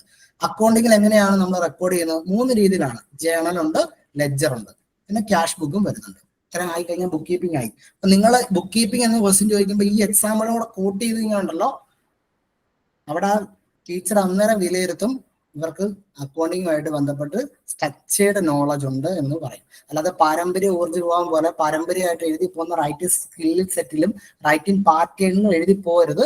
നോക്കുന്ന ആൾക്ക് സബ്ജക്ട് നോളജ് ഈ കുട്ടിക്കുണ്ട് എന്ന് കൃത്യമായിട്ട് അവരെ നമ്മൾ ബോധ്യപ്പെടുത്താൻ പറ്റണം. മനസ്സിലാണോ? അപ്പൊ ഒരു ജേണല്, ഒരു ലെക്ചർ വെച്ചിട്ട് നമുക്ക് എന്ത് ചെയ്യാം, ബുക്ക് കീപ്പിംഗ് അഡ്രസ് ചെയ്യാം. ഓക്കെ, അക്കൗണ്ടൻസി എന്ന് പറയുമ്പോൾ റെക്കോർഡിംഗ് ഓഫ് ട്രാൻസാക്ഷൻസ് വരുന്നുണ്ട്, അതുപോലെ തന്നെ അനാലിസിസ് വരുന്നുണ്ട്, റിപ്പോർട്ടിംഗ് വരുന്നുണ്ട്. ക്ലിയർ? യെസ്, ഇത്രയും കാര്യങ്ങൾ നിങ്ങൾ അവിടെ സൂചിപ്പിക്കണം ആ ഒരു ക്വസ്റ്റ്യൻ വന്നു കഴിഞ്ഞാൽ കേട്ടോ. മൂന്നാമത്തെ ക്വസ്റ്റ്യൻ നോക്കിയേ, name of any 2 basic terms of accounting with brief meaning. ഇവിടെ നിങ്ങൾ ഈ അക്കൗണ്ടിംഗ് ടേംസ് അങ്ങനെ എന്ത് ക്വസ്റ്റ്യൻ വന്നാലും നിങ്ങൾ ഓർക്കണം, അക്കൗണ്ടിംഗ് ഇക്വേഷൻ നിങ്ങൾ മനസ്സിലിരിക്കണം. Accounting is equal to capital plus liability. Okay, അവിടെ അക്കൗണ്ടിംഗ് ഈസ് ഈക്വൽ ടു എന്താണ്, sorry, asset is equal to capital plus liability. Asset is equal to capital plus liability. Okay, അപ്പൊ ഈ equation വെച്ചിട്ട് നിങ്ങൾക്ക് എന്ത് ചെയ്യാൻ പറ്റും, ഇതിനെ ഈ അക്കൗണ്ടിംഗ് ടേംസിനെ ബ്രീഫ് ചെയ്യാൻ പറ്റും കേട്ടോ. Asset is equal to capital plus liability. അപ്പൊ അസറ്റ് എന്താണ്, ക്യാപിറ്റൽ എന്താണ്, ലയബിലിറ്റി എന്താണ്, ഇതൊക്കെയാണ് ടേംസ് കേട്ടോ. അപ്പൊ പെട്ടെന്ന് ഈ ഒരു ഫോർമാറ്റ് വെച്ചിട്ട് അതിനെ ടേംസിലേക്ക് മാറ്റാം കേട്ടോ. അങ്ങനെ നിങ്ങളത് കൃത്യമായിട്ട് ഓർത്ത് വെക്കണം. അപ്പൊ അസറ്റ് എന്താണ്, അവിടെ നിങ്ങൾക്ക് കൃത്യമായിട്ട് അതെന്താണെന്ന് മനസ്സിലാക്കി എഴുതാൻ പറ്റും. ക്യാപിറ്റൽ എന്താണ് എഴുതാൻ പറ്റും, ലയബിലിറ്റി എന്താണ് എഴുതാൻ പറ്റും. ഓക്കെ, അങ്ങനെ നിങ്ങൾ പെട്ടെന്ന് കണക്ട് ചെയ്യണം. ഇത് asset is equal to capital plus liability. അപ്പൊ അസറ്റ് ഒരു ടൈം ആണ്, ക്യാപിറ്റൽ ഒരു ടൈം ആണ്, ലയബിലിറ്റി ഒരു ടൈം ആണ്. അങ്ങനെ നിങ്ങൾക്ക് എടുക്കാം. അപ്പൊ നിങ്ങൾ മാക്സിമം കീ പോയിന്റിലും ഇക്വേഷനും കാര്യങ്ങളും ഓർത്തെടുക്കുകയാണെങ്കിൽ, ഞാൻ പറയുന്നത് പരീക്ഷയ്ക്ക് എഴുതുന്ന കാര്യം കേട്ടോ, പെട്ടെന്ന് കണ്ടന്റ് നിങ്ങൾക്ക് എന്ത് ചെയ്യാൻ പറ്റും, ക്യാച്ച് ചെയ്യാൻ പറ്റും. ഓക്കെ, അടുത്തൊരു ക്വസ്റ്റ്യൻ ട്രയൽ ബാലൻസുമായിട്ട് ബന്ധപ്പെട്ടിട്ടുള്ള ക്വസ്റ്റ്യൻ ആണ്. Trial balance and why is prepared. Okay, അപ്പൊ നിങ്ങൾ ആദ്യം ആലോചിക്കണം, ട്രയൽ ബാലൻസ് എന്ന് പറഞ്ഞാൽ trial balance is equal to total of debit. Total of debit is equal to total of credit. ഇത് മാത്രം നിങ്ങൾ ഓർത്ത് വെച്ചാൽ മതി ട്രയൽ ബാലൻസ് ഇത് കേട്ടോ. Total of debit is equal to total of credit. അതായത് നമ്മൾ എഴുതുന്ന ഡെബിറ്റ് ബാലൻസും നമ്മൾ എഴുതുന്ന ക്രെഡിറ്റ് ബാലൻസും ഈക്വൽ ആണോ എന്ന് അറിയാൻ വേണ്ടി പ്രിപ്പയർ ചെയ്യുന്ന സ്റ്റേറ്റ്മെന്റ് ആണ് എന്ത് പറയുന്നത്, അല്ലെങ്കിൽ പ്രിപ്പയർ ചെയ്യുന്നതാണ് ഏത്, ട്രയൽ ബാലൻസ്. മനസ്സിലാണ്ടോ? ഓക്കെ, അതായത് അരിത്തമെറ്റിക്കൽ ആക്യുറസി ചെക്ക് ചെയ്യാൻ വേണ്ടി നമ്മൾ പ്രിപ്പയർ ചെയ്യുന്നതാണ് trial balance. Arithmetical accuracy prepare ചെയ്യാൻ വേണ്ടി നമ്മൾ ചെക്ക് ചെയ്യാൻ വേണ്ടി നമ്മൾ പ്രിപ്പയർ ചെയ്യുന്നതാണ് trial balance. Arithmetical accuracy check ചെയ്യാൻ വേണ്ടിയാണ് ട്രയൽ ബാലൻസ് പ്രിപ്പയർ ചെയ്യുന്നത്. പ്രത്യേകം ഓർത്തോണം, ഇതൊരു സ്റ്റേറ്റ്മെന്റ് ആണ്. Trial balance is a statement, not an account. Trial balance ഒരു അക്കൗണ്ട് അല്ല, ഇതെന്താണ്, ഇതൊരു സ്റ്റേറ്റ്മെന്റ് ആണ് കേട്ടോ. അപ്പൊ നമ്മൾ എഴുതുന്ന ഡെബിറ്റും നമ്മൾ എഴുതുന്ന ക്രെഡിറ്റും ഈക്വൽ ആവുന്നുണ്ടോ, ടാലി ആവുന്നുണ്ടോ എന്നുള്ളതാണ് ട്രയൽ ബാലൻസ് നോക്കുന്നത്. അല്ലെങ്കിൽ നമുക്ക് പറയാം അരിത്തമെറ്റിക്കൽ ആക്യുറസി ആണ് ചെക്ക് ചെയ്യുന്നത്. ഇത്രയും കാര്യങ്ങളുണ്ടെങ്കിൽ ട്രയൽ ബാലൻസുമായിട്ട് ബന്ധപ്പെട്ട മാക്സിമം പോയിന്റ് നമുക്ക് എഴുതാൻ പറ്റും. അല്ലെങ്കിൽ ഈ പോയിന്റ് ഇല്ലാതെ നമുക്ക് ട്രയൽ ബാലൻസ് എഴുതാൻ പറ്റില്ല, അതാണ് പ്രശ്നം. ഒരു ടീച്ചർ നോക്കുന്നുണ്ടെങ്കിൽ ഇതൊരു സ്റ്റേറ്റ്മെന്റ്, ലിസ്റ്റ് അല്ലെങ്കിൽ ഷെഡ്യൂളിനെയാണ് നമ്മൾ ട്രയൽ ബാലൻസ് എന്ന് പറയുന്നത്. ഓക്കെ, ട്രയൽ ബാലൻസ് എന്താണ്, ഒരു സ്റ്റേറ്റ്മെന്റ് ആണ്, ലിസ്റ്റ് ആണ്, ഷെഡ്യൂൾ ആണ്. Trial balance is equal to എന്താണ്, ടോട്ടൽ ഡെപ്റ്റും ടോട്ടൽ ക്രെഡിറ്റും ഈക്വൽ ആവുന്നുണ്ടോ എന്നുള്ളതാണ് ട്രയൽ ബാലൻസ് നോക്കുന്നത്. ഓക്കെ, അതായത് എന്താണ്, അരിത്തമെറ്റിക്കൽ ആക്യുറസി ചെക്ക് ചെയ്യുക. ഇങ്ങനെ കീ പോയിന്റ് മാത്രമേ നിങ്ങളുടെ ലെക്ചർ നോട്ടിൽ ഉണ്ടാവുള്ളൂ. ഈ കീ പോയിന്റ് പഠിച്ചു വെച്ചിട്ട് നിങ്ങൾ എന്ത് ചെയ്യണം, ഈ കീ പോയിന്റ് നിങ്ങളുടെ കയ്യിലുണ്ട്, ധാരണ നിങ്ങളുടെ ഉണ്ട്. അപ്പൊ നിങ്ങൾക്ക് അറിയാം ട്രയൽ ബാലൻസിന് ഏത് രീതിയിലാണ് ജസ്റ്റിഫൈ ചെയ്യേണ്ടത്. ഓക്കെ, അപ്പൊ ഈക്വേഷൻ നിങ്ങളുടെ കയ്യിലുണ്ട്, കോൺസെപ്റ്റ് നിങ്ങളുടെ കയ്യിലുണ്ട്. ഇങ്ങനെ വേണം പോകാൻ, അല്ലാതെ നിങ്ങളൊരു പുസ്തകം എടുത്ത് ബൈഹാർട്ട് ചെയ്തു അങ്ങനെ പോകരുത് കേട്ടോ. നിങ്ങളുടെ സാധനത്തെ അങ്ങനെ, അതായത് ഒരു ടെക്നിക്കൽ സബ്ജക്റ്റ് ആണ് കേട്ടോ, ഇതൊരു ലിറ്ററേച്ചർ സാധനമല്ല കേട്ടോ. ചങ്ങമ്പുഴയുടെ കവിതയുടെ നിരൂപണമല്ല നമ്മൾ നടത്താൻ പോകുന്നത്. നമ്മൾ നടത്താൻ പോകുന്നത് ടെക്നിക്കൽ ആയിട്ടാണ് നമ്മൾ എന്ത് ചെയ്യുന്നത്, ഈ സബ്ജക്റ്റിനെ കാണുന്നത്. അതുകൊണ്ട് അതിന്റെ ടെക്നിക്കാലിറ്റിയാണ് നമ്മൾ എന്ത് ചെയ്യേണ്ടത്, പ്രസന്റ് ചെയ്യേണ്ടത്. ആ സബ്ജക്റ്റിനെ ടെക്നിക്കൽ വേയിൽ വേണം പ്രസന്റ് ചെയ്യാൻ, മനസ്സിലാണ്ടോ. അല്ലാതെ നമ്മൾ പരമ്പരമായിട്ട് what are the importance, what are the features, what are the limitations അങ്ങനെ പോകരുത്. സബ്ജക്റ്റിനെ അതിന്റെ ഡീപ്പ് സെൻസിൽ പഠിച്ചിട്ട് വേണം പോകാൻ. ഞാൻ ഇവിടെ എഴുതുന്ന ഒന്നും നിങ്ങളോട് പാരഗ്രാഫ് ബൈ പാരഗ്രാഫ് ആയിട്ടല്ല പറയുന്നത്, മനസ്സിലാണ്ടോ. എങ്ങനെ ആ ആൻസറിലേക്ക് റിലേറ്റ് ചെയ്യുക, ആ ക്വസ്റ്റ്യനുമായിട്ട് ബന്ധപ്പെട്ട് എന്തെല്ലാം പോയിന്റ് ഉൾപ്പെടുത്തണം എന്നുള്ളതാണ് പറയുന്നത്. അല്ലാതെ ഒരു ഡിസ്കട്ടീവ് രീതി ബ്രീഫിംഗ് അല്ല നടത്തുന്നത്. ഈ രീതിയിലുള്ള പഠനം വേണം പോകാൻ, മനസ്സിലാണ്ടോ. അല്ലാതെ നിങ്ങൾ പോയി കഴിഞ്ഞു കഴിഞ്ഞാൽ നിങ്ങൾക്ക് ഷൈൻ ചെയ്യാൻ പറ്റില്ല, അതാണ് പ്രശ്നം. നിങ്ങൾക്ക് അട്രാക്ട് ചെയ്യാൻ പറ്റില്ല ഇവാലുവേറ്ററിനെ. Yes, then question number 5, mention 2 limitations of accounting. ഞാൻ പറയുന്ന ലിമിറ്റേഷൻസ് എല്ലാം നിങ്ങൾ കൃത്യമായിട്ട് മനസ്സിലാക്കണം. ഒന്ന്, പ്രധാനപ്പെട്ട ഒരു ലിമിറ്റേഷൻ എന്ന് പറയുന്നത്, ഇത് ക്വാണ്ടിറ്റേറ്റീവ് ആയിട്ടുള്ള എലമെന്റ് മാത്രം അഡ്രസ് ചെയ്യുള്ളൂ, ക്വാളിറ്റേറ്റീവ് ആയിട്ടുള്ള എലമെന്റ് അഡ്രസ് ചെയ്തില്ല. ഇനി വേണം നിങ്ങൾക്ക് ഒരു എക്സാമ്പിൾ വേണം എടുക്കാം. ഒരാളുടെ സാറ്റിസ്ഫാക്ഷൻ, ഇപ്പൊ ഒരു എംപ്ലോയിക്ക് 10,000 രൂപ ശമ്പളമായിരുന്നു, അയാൾക്ക് നാളെ മുതൽ 15,000 രൂപ നമ്മൾ ശമ്പളം കൊടുക്കുകയാണ്. അപ്പൊ അയാൾ ഭയങ്കര സാറ്റിസ്ഫൈഡ് ആയി. ആ സാറ്റിസ്ഫാക്ഷൻ നമുക്ക് എവിടെ റെക്കോർഡ് ചെയ്യാൻ പറ്റില്ല, അക്കൗണ്ടിങ്ങിൽ റെക്കോർഡ് ചെയ്യാൻ പറ്റില്ല. അതായത് മോണിറ്ററി ട്രാൻസാക്ഷൻസ് മാത്രമേ റെക്കോർഡ് ചെയ്യാൻ പറ്റുള്ളൂ. അതാണ് ഫസ്റ്റ് ലിമിറ്റേഷൻ. ക്വാളിറ്റേറ്റീവ് ആയിട്ടുള്ള എലമെന്റ് ഇഗ്നോർ ചെയ്യും. യെസ്, ദെൻ ഹിസ്റ്റോറിക്കൽ ഡാറ്റ അല്ലെങ്കിൽ ഹിസ്റ്റോറിക്കൽ കോസ് എന്നൊക്കെ പറയും. ഇത് വളരെ ഇമ്പോർട്ടന്റ് ആട്ടോ. ഇതൊക്കെ ലിമിറ്റേഷൻ നിങ്ങൾ എഴുതി വെച്ച് കഴിഞ്ഞാൽ അപ്പം നിങ്ങൾക്ക് മാർക്ക് കിട്ടും. കാരണം അതിന്റെ ഏറ്റവും വാലിഡ് ആയിട്ടുള്ള, ഏറ്റവും വെയിറ്റേജ് ആയിട്ടുള്ള പോയിന്റ് ആണ് ഹിസ്റ്റോറിക്കൽ കോസ്റ്റ് എന്ന് പറയുന്നത്. ഹിസ്റ്റോറിക്കൽ കോസ്റ്റ് എന്ന് പറഞ്ഞാൽ ഇത്ര ഉള്ളതാണ്. നമ്മളൊരു അസറ്റ് പർച്ചേസ് ചെയ്യുകയാണ്. അതാണ് ഒരു മെഷീന് 1,00,000 രൂപ അതിക്ക് നമ്മൾ പർച്ചേസ് ചെയ്യുന്നു വിചാരിച്ചു. ഇന്ന് അതിന്റെ മാർക്കറ്റ് വാല്യൂ ചിലപ്പോൾ അത് നമ്മൾ പർച്ചേസ് ചെയ്ത് കഴിഞ്ഞാൽ ഇപ്പം അതിന്റെ മാർക്കറ്റ് വാല്യൂ, അതായത് 1-ാം തീയതി നമ്മൾ മെഷീൻ പർച്ചേസ് ചെയ്യുന്നു, 2-ാം തീയതി അതിന്റെ മാർക്കറ്റിലുള്ള വില എന്ന് പറയുന്നത് ചിലപ്പോൾ 1,10,000 രൂപ എന്ന് വിചാരിച്ചു, 10,000 രൂപ കൂടെ കൂടിയെന്ന് വിചാരിച്ചു. നമ്മൾ ഈ മാർക്കറ്റ് വാല്യൂവിലല്ല റെക്കോർഡ് ചെയ്യുന്നത്, മറിച്ച് അതിന്റെ കോസ്റ്റ് പ്രൈസിലാണ് റെക്കോർഡ് ചെയ്യുന്നത് കേട്ടോ. അപ്പൊ ഒറിജിനൽ പ്രൈസ് ഏതാ ഇപ്പത്തെ, അത് മാർക്കറ്റ് വാല്യൂ. അത് നമ്മൾ അക്കൗണ്ടിൽ ഇഗ്നോർ ചെയ്യുന്നുണ്ട്. നമ്മുടെ കയ്യിൽ നിന്ന് പോയ പൈസ, കോസ്റ്റ് മാത്രമേ നമ്മൾ റെക്കോർഡ് ചെയ്യുന്നുള്ളൂ കേട്ടോ. അതാണ് ഹിസ്റ്റോറിക്കൽ കോസ്റ്റ് ഒരു എന്താണ് ലിമിറ്റേഷൻ എന്ന് പറയുന്നത്. Then window dressing. ഇത് വളരെ ഇമ്പോർട്ടന്റ് ആണ്. വിൻഡോ ഡ്രസ്സിംഗ് സമയമില്ലാത്തതുകൊണ്ടാണ് ഞാൻ അധികം ദീർഘിപ്പിച്ച് പോകാത്തത്. വിൻഡോ ഡ്രസ്സിംഗ് എന്ന് പറഞ്ഞാൽ ഇത്ര ഉള്ളടാ. അതായത് ഒറിജിനൽ ആയിട്ട് നമ്മുടെ അങ്ങനെ ചെലവായിട്ടില്ല ഒരു പൈസ, പക്ഷെ നമ്മൾ എന്ത് ചെയ്യുന്നു, മാനിപ്പുലേഷൻസ് നടത്തുന്നു. അങ്ങനെ മാനിപ്പുലേഷൻസ് നടത്തുന്നതാണ് പ്രധാനമായിട്ട് എക്സാമ്പിൾ കോട്ട് ചെയ്താണ് ഡിപ്രീസിയേഷനിലൊക്കെയാണ് സാധാരണ വിൻഡോ ഡ്രസ്സിംഗ് മാനിപ്പുലേഷൻസ് നടത്തുന്നത് കേട്ടോ. ഇല്ലാത്തൊരു തുക നമ്മൾ എന്ത് ചെയ്യുന്നു, ഉണ്ടായി എന്ന് പറഞ്ഞ് കാണിക്കുന്നു, അല്ലെങ്കിൽ അക്കൗണ്ടിങ് തിരിമറികൾ കാണിക്കുന്നതിനാണ് വിൻഡോ ഡ്രസ്സിംഗ് എന്നൊക്കെ പറയുന്നത്. ഓക്കെ, പിന്നെ എസ്റ്റിമേറ്റ്സ് ഉണ്ട്, ജഡ്ജ്മെന്റ്സ് ഉണ്ട്. അതൊക്കെ നിങ്ങൾ എക്സാമ്പിൾ സഹിതം പറയണം കേട്ടോ. ഇപ്പൊ പ്രൊവിഷനിലും ഡിപ്രീസിയേഷനിലൊക്കെ നമ്മൾ ചെയ്യുന്നതിനെയാണ് എസ്റ്റിമേറ്റ്സ് അത് ജഡ്ജ്മെന്റ് എന്നൊക്കെ പറയുന്നത്. അപ്പൊ ആ രീതിയിൽ 1, 2, 3, 4 ലിമിറ്റേഷൻസ് ഓർത്ത് വെക്കുകയാണെങ്കിൽ അക്കൗണ്ടിങ്ങുമായിട്ട് ബന്ധപ്പെട്ട എന്തായാലും ലിമിറ്റേഷൻ നമ്മൾ പഠിക്കണം. നിങ്ങൾ എഴുതേണ്ട ലിമിറ്റേഷൻ എന്നൊക്കെ പറഞ്ഞു കഴിഞ്ഞാൽ ഒരു ക്വാളിറ്റി ഇല്ലാത്ത ലിമിറ്റേഷൻ എഴുതി വെക്കരുത്, മനസ്സിലാണ്ടോ. വെക്കുന്ന ലിമിറ്റേഷൻസ് ഒക്കെ പവർ ആയിരിക്കണം. അതാണ് ഈ പറയുന്നതിന്റെ ഒക്കെ ഒരു ആകത്തുക. ദെൻ അടുത്താണ് ലെഡ്ജറിനെ പറ്റി ക്വസ്റ്റ്യൻ വന്നത്. എന്താണ് ലെഡ്ജർ എന്നുള്ളതാണ്. അപ്പൊ നിങ്ങൾ ലെഡ്ജറിനെ പറ്റി കുറച്ച് ധാരണ, ഒരു 5-6 പോയിന്റ് മാത്രം മനസ്സിലാക്കി വെച്ചാൽ മക്കളെ നമുക്ക് എഴുതാൻ പറ്റും. ഓക്കെ, അതായത് ലെഡ്ജർ എന്ന് പറഞ്ഞാൽ ബുക്ക് ഓഫ് ഒറിജിനൽ എൻട്രി ആണ് ലെഡ്ജർ. അല്ലെങ്കിൽ ലെഡ്ജർ എന്ന് പറയാം ബുക്ക് ഓഫ് ഫൈനൽ എൻട്രീനെ നമുക്ക് ലെഡ്ജർ എന്ന് പറയാം, മനസ്സിലാവുന്നുണ്ടോ. ഓക്കെ, ഇനി എന്താണ് പെർമനന്റ് അക്കൗണ്ട് ആണ് ലെഡ്ജർ എന്ന് പറയുന്നത്. കിങ് ഓഫ് ബുക്ക് എന്ന് പറയുന്നത് ലെഡ്ജർ ആണ്. Okay, summary of all transaction എന്ന് പറയുന്നത് ലെഡ്ജർ ആണ്. മനസ്സിലാണ്ടോ?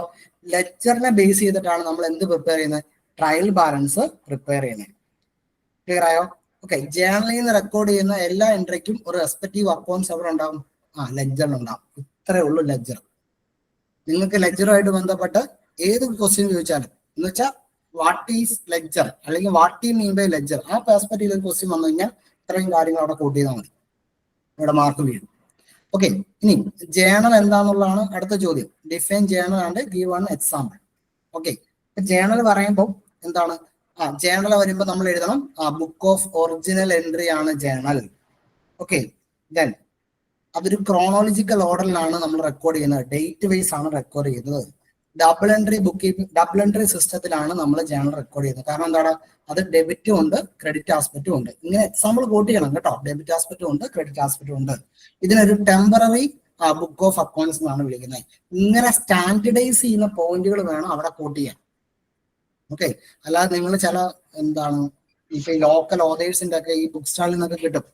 ഓക്കെ, എന്താണ് കല്യാണി പബ്ലിക്കേഷൻ എന്നൊക്കെ പറഞ്ഞിട്ട് തൃശ്ശൂരിൽ നിന്നും ഈ എന്താണ് കോട്ടയത്തു നിന്നൊക്കെ പബ്ലിഷ് ചെയ്യുന്ന കുറെ ബുക്കിൽ നിന്നുള്ള പോയിന്റുകളൊന്നും വായിച്ച് എഴുതി കഴിഞ്ഞാൽ നമ്മൾ ഇതുമായിട്ട് പിടിച്ചു ചെയ്യാൻ പറ്റത്തില്ല. സ്റ്റാൻഡർഡൈസ് ചെയ്യണം കേട്ടോ. അത് നിങ്ങൾ ഈ സബ്ജക്റ്റിനെ ബേസ് ചെയ്തിട്ടല്ല, മറ്റ് സബ്ജക്റ്റുകൾ പഠിക്കുമ്പോൾ നിങ്ങൾ ആ സ്ട്രാറ്റജിക്കൽ വേയിൽ വേണം പോകാൻ.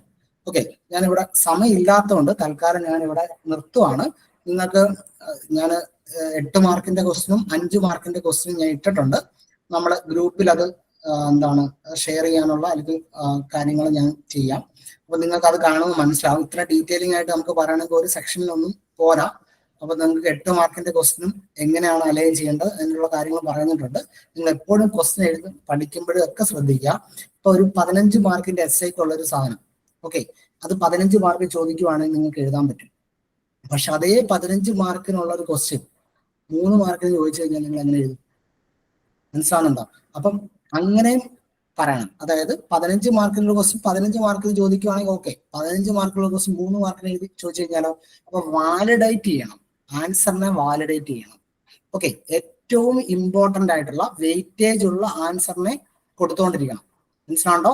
നമ്മൾ എന്ത് എഴുതിയാലും അത് ക്വാളിറ്റി ഉള്ള ആൻസർ ആയിരിക്കണം. ക്വാളിറ്റി ഉള്ള ആൻസർ ആണെങ്കിൽ എന്ത് വേണം? നമ്മുടെ കണ്ടന്റ് എന്ത് വേണം? മച്ച് ഗുഡ് കണ്ടന്റ് ആയിരിക്കണം, നല്ല സ്റ്റഫുള്ള കണ്ടന്റ് ആയിരിക്കണം. ക്ലിയർ ആയോ? അപ്പൊ ആ രീതിയിലുള്ള കണ്ടന്റ് വേണം നമ്മൾ കൊടുക്കാൻ. പിന്നെ ഞാൻ പറഞ്ഞല്ലോ, നിങ്ങൾ ലെക്ചർ നോട്ട് നിങ്ങളുടെ വളരെ ഇമ്പോർട്ടന്റ് ആണ്. നിങ്ങളുടെ ലെക്ചർ നോട്ട് സാർ ഈ പറഞ്ഞ ഈ പോയിന്റിൽ വേണം കയറിപ്പോവാൻ. അതായത് നിങ്ങൾ വാരി വലിച്ച് ലെക്ചർ നോട്ട് എഴുതരുത്. ഈ കോൺസെപ്റ്റിൽ ഇക്വേഷൻസ് ടേബിള് കൃത്യമായിട്ടുള്ള പോയിന്റുകൾ മാത്രം അടുക്കി വെക്കാവുള്ളൂ. അപ്പൊ നിങ്ങൾ നോക്കിക്കേ, നിങ്ങൾക്ക് ഒരു സിലബസിന്റെ അകത്ത് ഒരു ചാപ്റ്റർ തീർക്കാൻ 1-2 പേജിലുള്ള ലെക്ചർ നോട്ട് മാത്രം മതിയാവും. അത് ക്വസ്റ്റ്യൻ ഈ രീതിയിൽ വരും, നിങ്ങൾ ജസ്റ്റ് പ്ലേസ് ചെയ്താൽ മാത്രം മതിയാവും. പ്രശ്നം അവിടെ തീർന്നു. മനസ്സിലാണ്ടോ? അപ്പൊ നിങ്ങൾ ശ്രദ്ധിക്കേണ്ട ഒരു കാര്യം, നിങ്ങളുടെ ലെക്ചർ നോട്ട് എന്ന് പറഞ്ഞു കഴിഞ്ഞാൽ വളരെ ഇമ്പോർട്ടന്റ് ആണ്. അതിന് പ്രാധാന്യം കൊടുക്കണം. വലിച്ചു വാരി മറ്റേ യൂണിവേഴ്സിറ്റി എക്സാമിന് പഠിക്കുന്ന രീതിയിൽ കാണിച്ചു വെക്കാന്ന് വിചാരിക്കില്ല. ഈ പരീക്ഷ വേറെയാണ്, പരീക്ഷയുടെ രീതിയും വേറെയാണ്. ഓക്കെ, ഇത്രയും കാര്യങ്ങൾ പറഞ്ഞുകൊണ്ട് ഞാൻ നിർത്തുവാണ്. ബാക്കി കാര്യങ്ങളൊക്കെ എടുക്കണമെന്ന് ആഗ്രഹമുണ്ട്. സമയത്തിന്റെ ഒരു പ്രശ്നം കാരണം കൊണ്ട് നിങ്ങൾക്ക് മാത്തമാറ്റിക്കൽ സെക്ഷൻ കൈകാര്യം ചെയ്യാൻ വേണ്ടി മിഥുൻ സാറിനെ ക്ഷണിച്ചുകൊണ്ട് ഞാൻ ഈ സെക്ഷൻ വൈൻഡപ്പ് ചെയ്യാണ്. നിങ്ങൾക്ക് അത്യാവശ്യം കാര്യങ്ങൾ പ്രയോജനപ്പെട്ടതെന്ന് മനസ്സിലാക്കുന്നു, അല്ലെ അങ്ങനെ വിചാരിക്കുന്നു. അപ്പം ഇത്രയും നേരം കോപ്പറേറ്റ് ചെയ്തുകൊണ്ട് എല്ലാവർക്കും നന്ദി കേട്ടോ. Thank you. ഞാൻ സാറിന് ഹാൻഡ് ഓവർ ചെയ്യണം, മിഥുൻ സാറിന്. ഓക്കെ.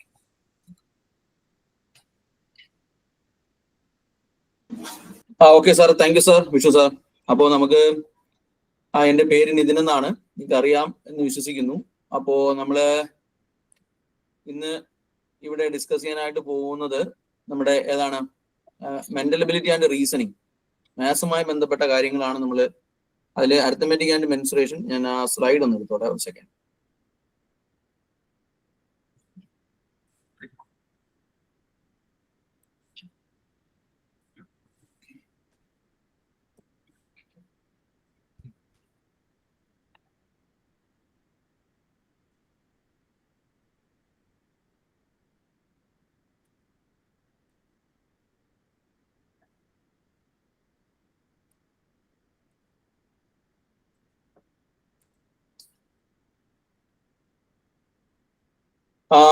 ഈ സ്ലൈഡ് കാണാൻ പറ്റുന്നുണ്ടല്ലോ? എന്നെ ഒന്ന് ഡബിൾ ടാപ്പ് ചെയ്തേക്കണേ. ഞാൻ പറയുന്നത് ഓഡിയബിൾ ആണോ? ക്ലിയർ ആയിട്ട് കേൾക്കാവോ? ഞാൻ പറയുന്നത് ഓഡിയബിൾ ആണോ? കേൾക്കാവോ? ക്ലിയർ ആണ് സാർ. ഒന്നും കൂടെ ഒന്ന് പ്രസന്റ് ചെയ്യാവോ? ഞാൻ പ്രസന്റ് ചെയ്തിരിക്കുകയാണ്. നോക്കൂ, ഒന്നുകൂടെ വേണമെങ്കിൽ എസ്കേപ്പ് ചെയ്തു.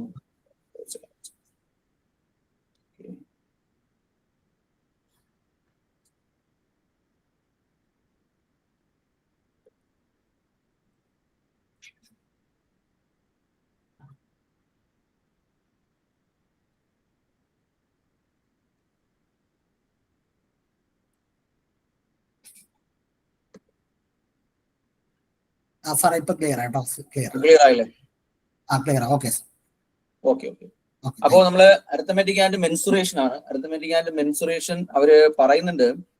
നമുക്ക് മെൻസുറേഷൻ എന്ന് പറയുന്ന ടോപ്പിക്ക് എവിടെ നിന്നാണ് എടുക്കേണ്ടതെന്ന് 1925 ഒരു ടെക്സ്റ്റ് ഉണ്ട് നമുക്ക്. ആ ടെക്സ്റ്റിൽ 1925 ഇറങ്ങിയ ഒരു ടെക്സ്റ്റ് ആണ്. ആ ടെക്സ്റ്റിനകത്ത് അങ്ങനെ തന്നെയാണ് അവർ നമുക്ക് മൊഡ്യൂള് തന്നപ്പോൾ പറഞ്ഞിരിക്കുന്നത്. അത് Indian schools and college A mensuration for Indian schools and college എന്ന് പറയുന്ന ഒരു ടെസ്റ്റ് ഉണ്ട്. അത് 1925 ഇറങ്ങിയതാണ്. നമുക്ക് ലൈബ്രറിയിലൊക്കെ അവൈലബിൾ ആണ്. പക്ഷെ നിങ്ങൾക്ക് ആ ടെസ്റ്റ് വാങ്ങിച്ചു കഴിഞ്ഞാൽ നിങ്ങൾക്ക് പഠിക്കാൻ പറ്റില്ല. അതെല്ലാം പഴയ സ്റ്റൈലിലാണ് അതിനകത്ത് എഴുതി വെച്ചിരിക്കുന്നത്. കാര്യങ്ങളൊക്കെ അതിനകത്ത് പഴയ സ്റ്റൈലിലാണ് എഴുതി വെച്ചിരിക്കുന്നത്. അപ്പൊ നമുക്കറിയാം 20 മോഡ്യൂൾസ് ആണുള്ളത്. അപ്പൊ നിങ്ങൾ എങ്ങനെ ഈ ഒരു നമ്മള് പ്രിലിംസിന് പ്രിപ്പയർ ചെയ്ത അതേ കണ്ടന്റ് തന്നെയാണ്. പക്ഷെ അതിനകത്ത് പ്രിലിംസിൽ നിങ്ങൾ പ്രിപ്പയർ ചെയ്തപ്പോൾ നിങ്ങൾ പഠിച്ചിട്ടുള്ള കുറെ സാധനങ്ങളുണ്ട്. ഒന്ന് സ്റ്റാറ്റിസ്റ്റിക്സ്, അതുപോലെ തന്നെ നമ്മുടെ ടാൻജൻസ് ആൻഡ് കോർഡിനേറ്റേഴ്സ്, സോളിഡ്സ്, ഞാൻ പറയുന്നതൊക്കെ നോക്കണം. ഒന്ന് similar triangle, then trigonometry, coordinates geometry, then sets, അതുപോലെ തന്നെ അരിത്തമെറ്റിക് പ്രോഗ്രഷൻ, പിന്നെ പിന്നെ ഈ പോളിനോമിയൽ. ഇങ്ങനെ ഈ പറയുന്ന ടോപ്പിക്കിൽ ഞാൻ ഈ ടിക്ക് മാർക്ക് ഇട്ടിരിക്കുന്ന ഇതെല്ലാം നമ്മള് പ്രിലിംസിന് എങ്ങനെയാണോ പഠിച്ചത്, അല്ലെങ്കിൽ പ്രിലിംസിൽ നമ്മൾ എങ്ങനെയാണോ ഡിസ്കസ് ചെയ്തിട്ടുള്ളത്, ആ സെയിം മെത്തേഡിൽ തന്നെ നിങ്ങൾക്ക് പഠിക്കാൻ പറ്റും.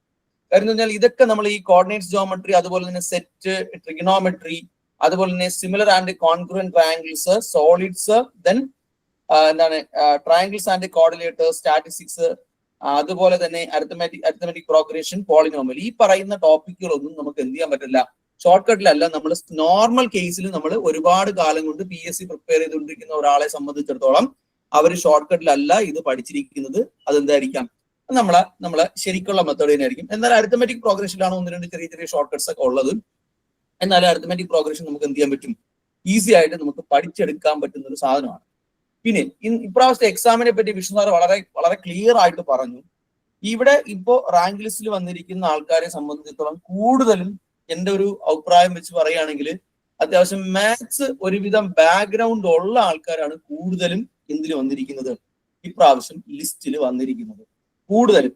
അവിടെ അക്കൗണ്ടൻസി അത്യാവശ്യം എല്ലാവർക്കും അക്കൗണ്ടൻസി ബേസ് ഉള്ള വളരെ കുറച്ച് ആൾക്കാർ മാത്രമേ ഇപ്രാവശ്യം ലിസ്റ്റിലുള്ളൂ എന്നാണ് ഞാൻ മനസ്സിലാക്കിയത്. അപ്പൊ മാത്സ് ബാക്ക്ഗ്രൗണ്ട് ഉള്ളത് ആൾക്കാർ, അല്ലെങ്കിൽ GK അത്യാവശ്യം അല്ലെങ്കിൽ ഇംഗ്ലീഷ് അത്യാവശ്യം അറിയാന്നുള്ളൂ. ഇംഗ്ലീഷ് വളരെ ഈസി ആയിരുന്നു ഇപ്രാവശ്യത്തെ എക്സാമിന്. ഫുൾ മാർക്ക് വാങ്ങിക്കാൻ പറ്റും. അത്യാവശ്യം ഇംഗ്ലീഷിന് നോളജ് ഉണ്ടായിരുന്നവർക്ക് ഇംഗ്ലീഷ് ഫുൾ മാർക്ക് വാങ്ങിക്കാൻ പറ്റിക്കാണാനാണ് സാധ്യത. അപ്പോൾ അത്യാവശ്യം ബേസ് ഉള്ളവർക്കെല്ലാം എന്ത് ചെയ്തു, മാത്സ് ബാക്ക്ഗ്രൗണ്ട് ഉള്ളവർ എന്ത് ചെയ്തു, ഇപ്രാവശ്യം കയറി വന്നു. പക്ഷെ ഇനിയുള്ള ഒരു പ്രശ്നം എന്ന് പറഞ്ഞാൽ നമ്മൾ ഈ ടിക്ക് മാർക്ക് ഇടാത്ത, അതായത് ഞാൻ ഈ പറയാൻ പോകുന്ന സാധനങ്ങൾ ടിക്ക് മാർക്ക് ഇടാത്ത ഈ നമ്പർ സിസ്റ്റം, അതുപോലെ തന്നെ നമ്മളെ ക്വാഡ്രാറ്റിക് ഇക്വേഷൻ, അതുപോലെ ഈ ക്വാഡ്രാറ്റിക് ഇക്വേഷൻ തന്നെ നമുക്ക് 3 മോഡൽസ് ആണ് പ്രധാനമായിട്ടും പഠിക്കാനുള്ളത്. കഴിഞ്ഞ പ്രാവശ്യം എക്സാമിന് അവരൊരു ക്വാഡ്രാറ്റിക് ഇക്വേഷൻ ഒരു ചോദ്യം തന്നിട്ട് അത് സ്ക്വയർ കംപ്ലീഷൻ മെത്തേഡിൽ തന്നെ ചെയ്യണം എന്ന് അവർ സ്പെസിഫൈ ചെയ്ത് പറഞ്ഞിട്ടുണ്ട്. നമുക്ക് പ്രധാനമായിട്ടും ക്വാഡ്രാറ്റിക് ഇക്വേഷൻ 3 മെത്തേഡുകളാണ് നമുക്ക് പഠിക്കാനുള്ളത്. ഒന്ന്, അതായത് ഒരു സെക്കൻഡ് ഡിഗ്രി പോളിനോമിയലിനെ 2 ഫസ്റ്റ് ഡിഗ്രി ആയിട്ട് എഴുതുന്ന ഒരു ടൈപ്പ് ഉണ്ട്. അതായത് ഞാൻ ചെറിയ എക്സാമ്പിൾ പറയുകയാണെങ്കിൽ x² + 7x - 8x - 9 = 0 എന്ന് പറയുന്ന ഒരു ചോദ്യം. അപ്പൊ ഇതൊരു സെക്കൻഡ് ഡിഗ്രി പോളിനോമിയൽ ആണെങ്കിൽ ഇത് എന്താണ്, ഇത് നമുക്ക് സമ്മും അതുപോലെ തന്നെ ഇത് നമ്മൾ പ്രോഡക്റ്റ് ആയിട്ടും എടുത്ത് നമ്മൾ 2 ഫസ്റ്റ് ഡിഗ്രിയുടെ പ്രോഡക്റ്റ് ആയിട്ട് എഴുതുന്നത്, അതായത് ഇതിനെ നമ്മൾ സ്പ്ലിറ്റ് എന്നൊക്കെ പറയും. അതായത് ഒരു സെക്കൻഡ് ഡിഗ്രി പോളിനോമിയലിനെ 2 ഫസ്റ്റ് ഡിഗ്രിയുടെ പ്രോഡക്റ്റ് ആയിട്ട് എഴുതി ആൻസർ കണ്ടുപിടിക്കുന്ന ഒരു മെത്തേഡ് ഉണ്ട്. ഇതല്ലാതെ രണ്ടാമത് വേറൊരു മെത്തേഡ് ഉണ്ട്. അതാണ് സ്ക്വയർ കംപ്ലീഷൻ മെത്തേഡ് എന്ന് പറയുന്നത്. ആരും അത്ര അങ്ങോട്ട് സീരിയസ്നെസ് കൊടുക്കാത്തൊരു മെത്തേഡാണ് ഈ സ്ക്വയർ കംപ്ലീഷൻ എന്ന് പറയുന്നത്. ഞാൻ ചെറിയൊരു എക്സാമ്പിൾ ഇതിനകത്ത് കാണിച്ചു തരാം. X square plus 8x minus 9 equal to 0 എന്നാണ് പറയുന്നത്. അപ്പോ എക്സ് സ്ക്വയർ പ്ലസ് 8x എഴുതുന്നു ഈക്വൽ ടു 9. ഇവിടെ എഴുതാൻ പോകുന്നത് the half of the coefficient of X, അതായത് എക്സിന്റെ കോഎഫിഷ്യന്റ് പകുതി. 4 സ്ക്വയർ ഇവിടെയും പ്ലസ് ചെയ്തു, 4 സ്ക്വയർ ഇവിടെയും പ്ലസ് ചെയ്തു. അതായത് ഈ തന്നിരിക്കുന്ന ഇക്വേഷനെ നമ്മൾ എന്തിലോട്ട് കൺവേർട്ട് ചെയ്യും? ഒന്നുകിൽ a plus B the whole സ്ക്വയറിലോട്ട് കൺവേർട്ട് ചെയ്യും, ഇല്ലെങ്കിൽ a minus B the whole സ്ക്വയറിലോട്ട് കൺവേർട്ട് ചെയ്യും. ഇത് രണ്ടെണ്ണത്തിലോട്ട് കൺവേർട്ട് ചെയ്താണ് നമ്മൾ എന്ത് ചെയ്യുന്നത്? ഇതിന്റെ ആൻസർ നമ്മൾ കണ്ടുപിടിക്കുന്നത്. വളരെ ഈസിയാണ്.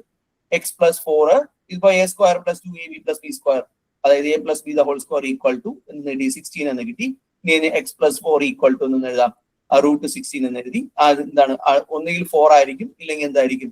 -4 ആയിരിക്കും. അതായത് എക്സ് പ്ലസ് 4 ഈക്വൽ ടു എന്താണ്? ആൻസർ കണ്ടുപിടിച്ച് നമുക്ക് പോകാൻ പറ്റും. സോറി, നമുക്ക് ഇവിടെ 25 ആണ് കേട്ടോ വരുന്നത്. 25 ആണ് പെട്ടെന്ന് ചെയ്തപ്പോൾ തെറ്റിപ്പോയതാണ്. 25 ആണ് വരുന്നത്. അപ്പൊ ഇവിടെ ഒന്നുകിൽ 5 വരാം, ഇല്ലെങ്കിൽ എന്ത് വരാം? -5 വരാം. ഓക്കെ, അപ്പോ ഇങ്ങനത്തെ മെത്തേഡ്സ് ഒക്കെ ഉണ്ട്. അതുപോലെ തന്നെ നമ്മൾ ക്വാഡ്രാറ്റിക് ഇക്വേഷൻ നമ്മൾ നോർമൽ ആയിട്ട് ചെയ്യുന്ന -b plus or minus root of b square minus 4ac/2a എന്ന് പറയുന്ന ഇക്വേഷനിൽ നമുക്ക് ചെയ്യാൻ പറ്റും. അപ്പൊ ഈ ക്വാഡ്രാറ്റിക് ഇക്വേഷനിൽ നിന്ന് ക്വസ്റ്റ്യൻ കൃത്യമായിട്ട് ഒരു 3 മാർക്കിന്റെ ക്വസ്റ്റ്യൻ, ഒരു 5 മാർക്കിന് നമ്മൾ മാർക്ക് ഡിസ്ട്രിബ്യൂഷൻ നമ്മൾ പറയുകയാണെങ്കിൽ നോക്കിക്കേ, നമ്മൾ ഈ പറയുന്ന എത്രാമത്തെ മൊഡ്യൂളാണ്? മൂന്നാമത്തെ മൊഡ്യൂളിൽ നിന്ന് ചോദിച്ചാൽ നോക്കിയാൽ 3 മാർക്കിന്റെ ഒരു ക്വസ്റ്റ്യൻ, 5 മാർക്കിന്റെ ക്വസ്റ്റ്യൻ. ഓരോ മൊഡ്യൂളിൽ നിന്നും നമ്മൾ കൂടുതലും നമ്മൾ ഫോക്കസ് ചെയ്യേണ്ടത് 5 മാർക്കിന്റെ ക്വസ്റ്റ്യൻസ് 2 എണ്ണം വീതമുള്ളത്. നമുക്ക് എത്ര ഉണ്ട്? മൊത്തം 3 മാർക്കിന്റെ 20 ക്വസ്റ്റ്യൻസും 5 മാർക്കിന്റെ 28 ക്വസ്റ്റ്യൻസും ആണ് ഉള്ളത്. ആദ്യം നമ്മൾ ഫോക്കസ് ചെയ്യേണ്ടത് 5 മാർക്കിനും, അതായത് എത്രയാണ്? ഇവിടെ 13 മാർക്കിനുണ്ട്. ഒന്നാമത്തെ മൊഡ്യൂള് 13 മാർക്ക്. പിന്നെ ഉള്ളത് ഏതാണ്? അടുത്തത് 7ാമത്തെ മൊഡ്യൂള് 13 മാർക്കിനുണ്ട്. അതുപോലെ തന്നെ 9ാമത്തെ മൊഡ്യൂള് 13 മാർക്കിനുണ്ട്. 10ാമത്തെ മൊഡ്യൂള് 13 മാർക്കിനുണ്ട്. 11ാമത്തെ മൊഡ്യൂള് 13. ഈ 13 മാർക്കുള്ള മൊഡ്യൂൾസ് നമ്മൾ കൂടുതൽ എന്ത് കൊടുക്കുക? അതിൽ നമ്മൾ പ്രിഫറൻസ് കൊടുക്കുക. കൂടുതലും ഈ മെൻസുറേഷൻ വരുന്ന ടോപ്പിക്കുകളാണ്, മെൻസുറേഷൻ വരുന്ന സെക്ഷൻസ് ആണ് ഈ 13 മാർക്കിന് ഉള്ളത് എന്നുള്ളത് നിങ്ങൾ ഓർക്കണം. ഓക്കെ, അപ്പോ ഇതൊക്കെ നിങ്ങൾക്ക് സ്ക്രീൻഷോട്ട് എടുക്കാം, അല്ലെങ്കിൽ നിങ്ങൾക്ക് PDF അവൈലബിൾ ആണ്, നെറ്റിൽ അവൈലബിൾ ആണ്. അപ്പൊ ഞാൻ പറഞ്ഞു വന്നത്, നമ്മൾ എങ്ങനെയാണ് എക്സാംസ് എഴുതേണ്ടത് എന്നതിനെ കുറിച്ചാണ് അടുത്ത പറയുന്നത്. അപ്പൊ ഇത് ഇപ്പൊ ഓരോ ടോപ്പിക്കായിട്ട് പറയാനുള്ള സമയമില്ല. ഇപ്പോൾ system for linear equation 2 variables അത് നമുക്കറിയാം. അതുപോലെ തന്നെ സ്ക്വയർ ആൻഡ് സ്ക്വയർ റൂട്ട്സ് എന്നുള്ള ക്വസ്റ്റ്യൻസ് ചോദിക്കാം. അരിത്തമെറ്റിക് പ്രോഗ്രഷൻ ഉണ്ട്, പ്രോഫിറ്റ് ആൻഡ് ലോസ്. ഓക്കെ, ഈ profit and loss, ratio and proportion, percentage, simple interest, compound interest, അതുപോലെ തന്നെ നമ്മൾ നേരത്തെ സർക്കിൾസും കൂടെ ഒന്നുണ്ട് കേട്ടോ. സർക്കിൾസ്, ഇങ്ങനെയുള്ള കുറെ ടോപ്പിക്കുകൾ നമ്മൾ PSCക്ക് പഠിക്കുന്നത് മൊത്തവും ഷോർട്ട് കട്ട്സ് ആണ്. അതായത് വർക്ക് ആൻഡ് ടൈം ഒക്കെ നമ്മൾ LCM മെത്തേഡിലേക്കാണ് നമ്മൾ എന്ത് ചെയ്തത്? ആൻസർ കണ്ടുപിടിച്ചുകൊണ്ടിരിക്കുന്നത്. അത് ഇവിടെ യൂസ് ചെയ്യാൻ പറ്റത്തില്ല. നമ്മൾ ഈ പറയുന്ന ഒരു ഷോർട്ട് കട്ട്സ് മെത്തേഡും എവിടെ? ഈ പ്രോഫിറ്റ് ആൻഡ് ലോസിലാവട്ടെ, റേഷ്യോ ആൻഡ് പ്രൊപ്പോർഷൻ ആവട്ടെ, സിമ്പിൾ കോമ്പൗണ്ട് ഇൻട്രസ്റ്റ് ഒക്കെ നമുക്ക് P × 1 + R/100 the whole raise to n ഈ ഇക്വേഷനിൽ മാത്രമേ നമുക്ക് ചെയ്യാൻ പറ്റത്തുള്ളൂ. കോമ്പൗണ്ട് ഇൻട്രസ്റ്റ് ക്വസ്റ്റ്യൻസ് ഒക്കെ അവിടെ നമുക്ക് ഒരു ലോജിക് മെത്തേഡുകളും ഒരു ഷോർട്ട് കട്ട്സും നമുക്ക് അപ്ലൈ ചെയ്യാൻ പറ്റില്ല. അപ്പൊ നമ്മൾ അവിടെ എന്ത് ചെയ്യണം? നമ്മൾ ട്രഡീഷണൽ മെത്തേഡിൽ തന്നെ ആയിരിക്കണം നമ്മൾ പ്രോബ്ലം ചെയ്യേണ്ടത്. പിന്നെ ഒരു കേസ്, അപ്പൊ എത്രത്തോളം നമുക്ക് സ്പേസ് അവൈലബിൾ ആണ്, എങ്ങനെയാണ് നമ്മൾ ഇതിന്റെ ആൻസറിലേക്ക് നമ്മൾ പ്രാക്ടീസ് ചെയ്യേണ്ടത് എന്നതിനെ കുറിച്ചൊക്കെയാണ് ഇനി അടുത്ത് പറയാൻ പോകുന്നത്. അപ്പോ ഇതിൽ ഇത്രയും നേരം ഈ മാർക്ക് ഡിസ്ട്രിബ്യൂഷനുമായി ബന്ധപ്പെട്ട ആർക്കെങ്കിലും എന്തെങ്കിലും ഡൗട്ട് ഉണ്ടോ?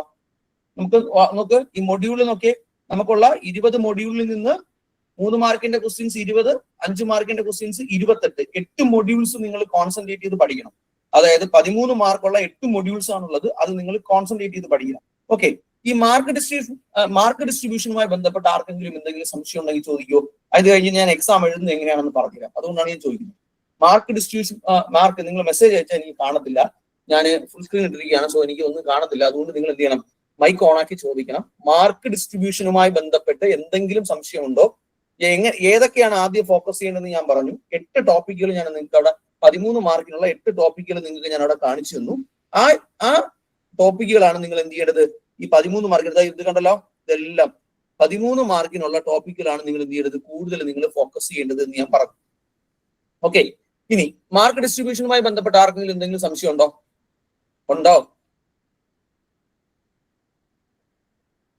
ഉണ്ടെങ്കിലുണ്ട്, ഇല്ലെങ്കിൽ ഇല്ല. ഉണ്ടോ?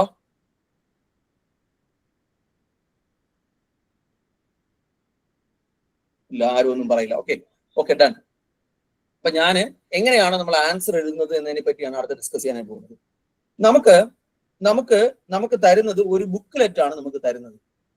ഓക്കെ, എന്താ ഇത് നോക്ക്, ഞാൻ ഇവിടെ സിമ്പിൾ ആയിട്ട് പറയാം. ഇതുപോലൊരു ബുക്ക്ലെറ്റ് ആണ് നമുക്ക് തരുന്നത്. ഓക്കെ, ബുക്ക്ലെറ്റ് ആണ് നമുക്ക് തരുന്നത്. ഇതുപോലെയുള്ള ഒരു ബുക്ക്ലെറ്റ് നമുക്ക് തരും. ഇതൊരു ബുക്ക്ലെറ്റിന്റെ ഷീറ്റ് ആണെന്ന് നോക്കുക. അപ്പോ നമ്മൾ പണ്ട് 10ാം ക്ലാസ്സിലൊക്കെ പഠിച്ചതുപോലെ തന്നെ ആയിരിക്കണം നമ്മൾ ആൻസർ എഴുതുന്നത്. പക്ഷേ 10ാം ക്ലാസ്സിൽ പോലെ നമുക്ക് തോന്നുന്ന പഠിക്കുക എഴുതാനുള്ള ചെറിയ ഇതില്ല. ഇപ്പൊ ഫസ്റ്റ് ക്വസ്റ്റ്യൻ ഇവിടെ ഉണ്ട് എന്ന് വിചാരിച്ചു. ഫസ്റ്റ് ബുക്ക്ലെറ്റ് തന്നെ ഉണ്ട്, എന്തുണ്ട്, ഫസ്റ്റ് ക്വസ്റ്റ്യൻ ഉണ്ട്. ഓക്കെ, ബുക്ക്ലെറ്റിൽ എന്തുണ്ട്, ഫസ്റ്റ് ക്വസ്റ്റ്യൻ ഉണ്ട്.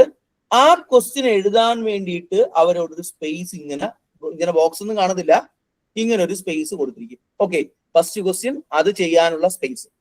അപ്പൊ നിങ്ങൾ ചെയ്യുമ്പോ ഇപ്പൊ ഞാനൊരു സിമിലർ ട്രയാംഗിൾസിന്റെ ഒരു ക്വസ്റ്റ്യൻ ആണ് നമ്മൾ ചെയ്യുന്നത്. അപ്പൊ നമ്മൾ നോക്കേണ്ടത് മാർക്ക് അനുസരിച്ച് വേണം നമ്മൾ എഴുതാൻ.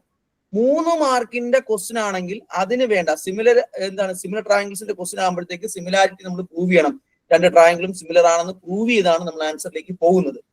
പക്ഷേ 3 മാർക്കിന്റെ ക്വസ്റ്റ്യൻ ആണ് എങ്കിൽ നിങ്ങൾ സിമിലർ ആണെന്ന് പ്രൂവ് ചെയ്യാൻ നിൽക്കണ്ട. നിങ്ങൾ എന്ത് ചെയ്താൽ മതി, ആ സിമിലാരിറ്റിയുടെ കോൺസെപ്റ്റ് ഡയറക്റ്റ് പറഞ്ഞുകൊണ്ട് ഈ 2 ട്രയാംഗിളും സിമിലർ ആണെന്ന് ഡയറക്റ്റ് പറഞ്ഞുകൊണ്ട് അതിന്റെ പ്രോപ്പർട്ടീസ് യൂസ് ചെയ്തുകൊണ്ട് ആൻസറിലേക്ക് പോകാം. ഇനി അത് 5 മാർക്കിന്റെ ക്വസ്റ്റ്യൻ ആണെങ്കിൽ നിങ്ങൾക്ക് എന്ത് ചെയ്യാം, നിങ്ങൾ അവിടെ സിമിലർ ട്രയാംഗിൾ ആണെന്ന് പ്രൂവ് ചെയ്തതിന് ശേഷം അതിന്റെ പ്രോപ്പർട്ടീസ് യൂസ് ചെയ്തുകൊണ്ട് ആൻസറിലേക്ക് പോകാം. അങ്ങനെയാണ് നമ്മൾ. പിന്നെ ഒരു കാര്യം സാർ നേരത്തെ പറഞ്ഞായിരുന്നു, 3 പേരാണ് പേപ്പർ വാല്യൂ ചെയ്യുന്നത്. അതായത് 3+1 വാല്യുവേഷൻ ആണ് നിങ്ങൾക്ക് നടക്കുന്നത്. നല്ല സ്ട്രിക്റ്റ് വാല്യുവേഷൻ ആണ് നിങ്ങൾക്ക് ഉള്ളത്. കാര്യം എന്ന് പറഞ്ഞാൽ ഒരാള് 3 പേപ്പർ നോക്കുകയും ആ 3 പേർക്ക് ഒരു ഹെഡും ഉണ്ടായിരിക്കും. അതായത് 3+1 വാല്യുവേഷൻ ആണ് നടക്കുന്നത്. നിങ്ങൾക്കുള്ള നോർമൽ പേപ്പർ, അതായത് +1 +2 പേപ്പർ അല്ല ഞാൻ പറയുന്നത്, ഞാൻ അക്കൗണ്ടൻസി പേപ്പർ അല്ല പറയുന്നത്. മാത്തമാറ്റിക്സിന്റെ പേപ്പറുകൾ ഹൈസ്കൂളിലെയും ഹയർ സെക്കൻഡറിയിലെയും അധ്യാപകരാണ് എന്ത് ചെയ്യുന്നത്, ഈ മാത്തമാറ്റിക്സിലെ പേപ്പറുകൾ നോക്കുന്നത്. 3+1 വാല്യുവേഷൻ ആണ്. അപ്പോ നിങ്ങൾ എഴുതിയിരിക്കുന്ന എല്ലാ പോയിന്റ്സിനും മാർക്ക് ഉണ്ട്. അതായത് എല്ലാ പോയിന്റ്സുകളും വേണം. വളരെ നീറ്റ് ആൻഡ് ക്ലിയർ ആയിട്ട് എന്ത് ചെയ്യുക, എഴുതുക.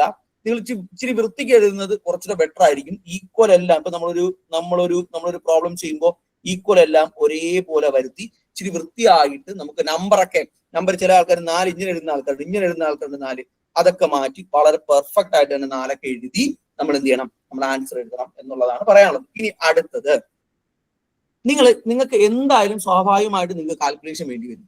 കാൽക്കുലേഷൻ വേണ്ടി വരുമ്പോൾ ഈ സെക്ഷനിൽ ഒന്നും നിങ്ങൾ കാൽക്കുലേഷൻ ചെയ്യരുത്. ഇവിടെ കുറച്ച് സ്പേസ് ഇവിടെ ആയിരിക്കണം നിങ്ങളെ കാൽക്കുലേഷൻസ് എല്ലാം നടക്കാണ്ടത്. കാൽക്കുലേഷൻസ് എല്ലാം ഈ സൈഡിൽ വേണം നിങ്ങൾക്ക് നടക്കാൻ. അത് കഴിഞ്ഞ് നോക്ക്, ഇവിടെ 2ാമത്തെ ക്വസ്റ്റ്യൻ ഉണ്ടായിരിക്കും. അതിന്റെ ആൻസർ എഴുതാൻ വേണ്ടിയിട്ടുള്ള സ്പേസ് ഇവിടെ കാണും. ഇവിടെ ഒരു ചോദ്യം കാണും, അതിന്റെ എന്താണ് സൊല്യൂഷൻ എന്താണ്. അങ്ങനെയുള്ള ബുക്ക്ലെറ്റ് ആണ് നമുക്ക് തരുന്നത്. നമുക്ക് ആവശ്യത്തിനുള്ള സ്പേസ് എന്തായാലും അവിടെ കാണും, അത് ഉറപ്പാണ്.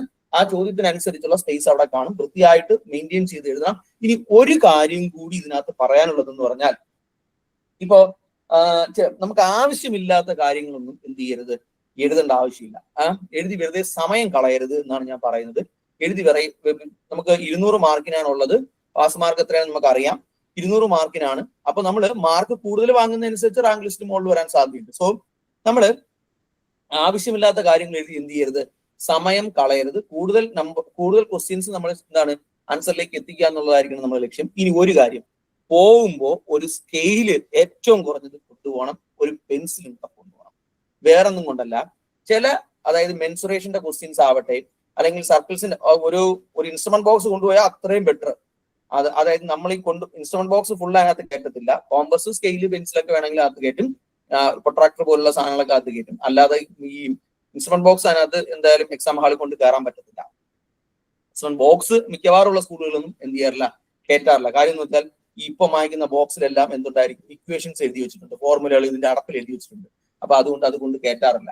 ഓക്കെ, അപ്പോ ഇൻസ്ട്രുമെന്റ് ബോക്സിനകത്തുള്ള സാധനങ്ങൾ അത്യാവശ്യം, അതായത് നമുക്ക് റഫ് സ്കെച്ച്, അതായത് മിക്കവാറുള്ള ചോദ്യങ്ങളെല്ലാം ഒരു റഫ് സ്കെച്ച് ഇതിന്റെ സൈഡിൽ വരച്ച് മാത്രമേ ആൻസറിലേക്ക് പോകാൻ പറ്റത്തുള്ളൂ. അപ്പൊ നമ്മൾ പേനയൊക്കെ കൊണ്ടുവരുമാതിരി വൃത്തികേടായിട്ട് വരയ്ക്കുന്നതിനെക്കാട്ടും നല്ലത് ഒരു സ്കെയിൽ പെൻസിൽ ഉപയോഗിച്ചുകൊണ്ട് വൃത്തിയായിട്ട് വരയ്ക്കുന്നതായിരിക്കും ബെറ്റർ. ശരിക്കും പറഞ്ഞാൽ നിങ്ങൾ ഒരു SSLC എക്സാം ആണ് എഴുതുന്നത് എന്ന രീതിയിലായിരിക്കണം നിങ്ങൾ എക്സാം എഴുതുന്നത്. പണ്ടത്തെ SSLC എക്സാം ഇപ്പോഴും നടക്കും പോലെ അല്ല. പണ്ടുണ്ടായിരുന്ന SSLC എക്സാം എങ്ങനെയാണോ നമ്മൾ ആ ഒരു സീരിയസ്നെസ്സോടുകൂടി ആ ഒരു വൃത്തിക്ക് വേണം നമ്മൾ എഴുതാൻ. അപ്പോൾ നിങ്ങൾക്ക് വേറെ അങ്ങനെ ഒരു ടെൻഷൻ അടിക്കേണ്ട ആവശ്യമൊന്നുമില്ല. വളരെ ഈസി ആയിട്ട് നമുക്ക് ചെയ്യാൻ പറ്റും. എഴുതിയെടുക്കാൻ പറ്റും അത്യാവശ്യം. പിന്നെ പഠിക്കുമ്പോൾ നമുക്ക് ഇപ്പൊ ചില ചോദ്യങ്ങളൊക്കെ പറയണേക്കാം, നമുക്ക് കോമ്പൗണ്ട് ഇൻട്രസ്റ്റിനെ കുറിച്ച് ഇങ്ങനെ ചെയ്തു തരണം. അങ്ങനെയല്ല, പഠിക്കുമ്പോ വായിച്ചല്ല മാത്സ് പഠിക്കേണ്ടത്. ഇവിടെ നിങ്ങൾ ചെയ്യുന്ന ഓരോ പ്രോബ്ലവും ഓരോ സ്റ്റെപ്പും നിങ്ങൾ എന്താണെന്ന് അറിഞ്ഞു പഠിച്ച, ഇപ്പൊ ഞാൻ പറയുന്നത് എന്റെ ഒരു പേഴ്സണൽ ഒപ്പീനിയൻ ആണ് പറയുന്നത്, നിങ്ങൾ ഇപ്പൊ സിമ്പിൾ ഇൻട്രസ്റ്റും അതുപോലെ തന്നെ കോമ്പൗണ്ട് ഇൻട്രസ്റ്റും പഠിക്കുന്നു എന്ന് വിചാരിച്ചോ, പഠിച്ചതായിരിക്കും. അത് ചോദിച്ചു കഴിഞ്ഞാൽ പിന്നെ ഒരു ക്വസ്റ്റിനും വിട്ടുപോകരുത്. ഇപ്പൊ സിമ്പിൾ ഇൻട്രസ്റ്റ് ആണെങ്കിൽ എന്തൊക്കെ ചോദിക്കാം? ഇൻട്രസ്റ്റ് ചോദിക്കാം, എമൗണ്ട് ചോദിക്കാം, അത് ചിലപ്പോൾ എന്താണ് 6 month ചോദിക്കാം, 3 month ചോദിക്കാം, 73 daysന്റെ ഒക്കെ ചോദിക്കാം. ഇതുപോലെയൊക്കെയാണ് സിമ്പിൾ ഇൻട്രസ്റ്റ് ചോദിക്കുന്നത്. ചിലപ്പോൾ എമൗണ്ട് തന്നിട്ട് പ്രിൻസിപ്പൾ ചോദിക്കാം, റേറ്റ് ഓഫ് ഇൻട്രസ്റ്റ് ചോദിക്കാം. അതല്ലെങ്കിൽ പിന്നെ എന്താണ് നമ്പർ ഓഫ് ഇയേഴ്സ് ചോദിക്കാം, ട്വൈസ് ആവുന്ന ക്വസ്റ്റ്യൻ ചോദിക്കാം, 3 times ആവുന്ന ക്വസ്റ്റ്യൻസ് ചോദിക്കാം. അതുപോലെ തന്നെ പിന്നെന്ത് ചോദിക്കാം, എന്താണ് നമുക്ക് ഡെപ്റ്റ് എന്ന് ഈക്വൽ ആവും എന്ന് പറയുന്ന ക്വസ്റ്റ്യൻസ് ഒക്കെ ഉണ്ട്. അതുപോലുള്ള ക്വസ്റ്റ്യൻസ് ആണ് സിമ്പിൾ ഇൻട്രസ്റ്റ് പഠിക്കേണ്ടത്. അപ്പൊ സിമ്പിൾ ഇൻട്രസ്റ്റ് പഠിച്ചതായിരിക്കണം, ഇത്രേ ഉള്ളൂ. ഇനി കോമ്പൗണ്ട് ഇൻട്രസ്റ്റ് ആണ് പഠിക്കേണ്ടതെങ്കിൽ കോമ്പൗണ്ട് ഇൻട്രസ്റ്റ് ചിലപ്പോൾ എന്താണ് നമുക്ക് ചിലപ്പോൾ കോമ്പൗണ്ട് ഇൻട്രസ്റ്റ് ചോദിക്കുന്നത് ഇൻട്രസ്റ്റ് മാത്രം ചോദിക്കാം, ചിലപ്പോൾ എമൗണ്ട് ചോദിക്കാം. ഇങ്ങനെയൊക്കെ ഉള്ള ക്വസ്റ്റ്യൻസ് ആയിരിക്കും. അല്ലെങ്കിൽ എന്താണ് ചോദിക്കുന്നത്, പ്രിൻസിപ്പൾ ചോദിക്കാം. ചിലപ്പോ എന്താണ് 2 വർഷത്തേക്കുള്ള സിമ്പിൾ ഇൻട്രസ്റ്റും കോമ്പൗണ്ട് ഇൻട്രസ്റ്റും തമ്മിലുള്ള ഡിഫറൻസ് ചിലപ്പോൾ ചോദിക്കാം. ഇങ്ങനെയൊക്കെയുള്ള ക്വസ്റ്റ്യൻസ് ആണ് നമുക്ക് കോമ്പൗണ്ട് ഇൻട്രസ്റ്റ് ചോദിക്കുന്നത്. ഷോർട്ട് കട്ട് അപ്ലൈ ചെയ്യാൻ പറ്റില്ല. ഷോർട്ട് കട്ട് അപ്ലൈ ചെയ്യാൻ പറ്റുമായിരുന്നെങ്കിൽ ഇതൊക്കെ വിത്തിൻ സെക്കൻഡ്സിനകത്ത് അടിച്ചു തരാമായിരുന്നു. പക്ഷെ ഇത് നമ്മൾ സ്റ്റെപ്പ് എടുത്ത് തന്നെ പഠിക്കണം.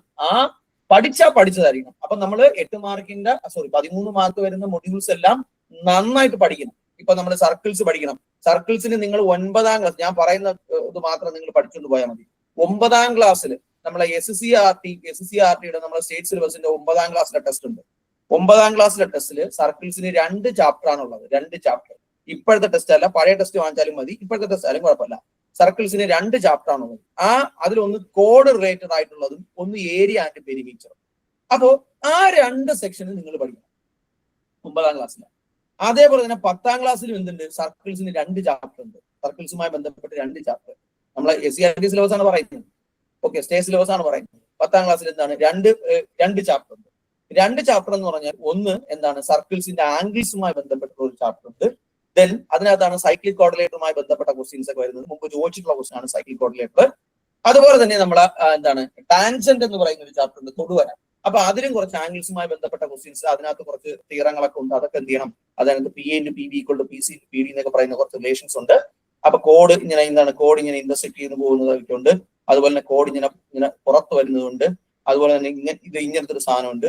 അതുപോലെ തന്നെ ഇങ്ങനെ ഒരു സാധനമുണ്ട്. അപ്പൊ ഈ പറയുന്ന ഇക്വേഷൻസ് എല്ലാം നമ്മൾ എന്ത് ചെയ്യണം, അത്യാവശ്യം അറിഞ്ഞിരിക്കണം. അതൊക്കെ നമുക്ക് ഡയറക്റ്റ് ആയിട്ട് അപ്ലൈ ചെയ്യാൻ പറ്റും. ഇതെല്ലാം സിമിലാരിറ്റി എന്ന് പറയുന്ന പ്രോപ്പർട്ടീസ് യൂസ് ചെയ്ത് ഉണ്ടാക്കുന്ന ഇക്വേഷൻസ് ആണ്.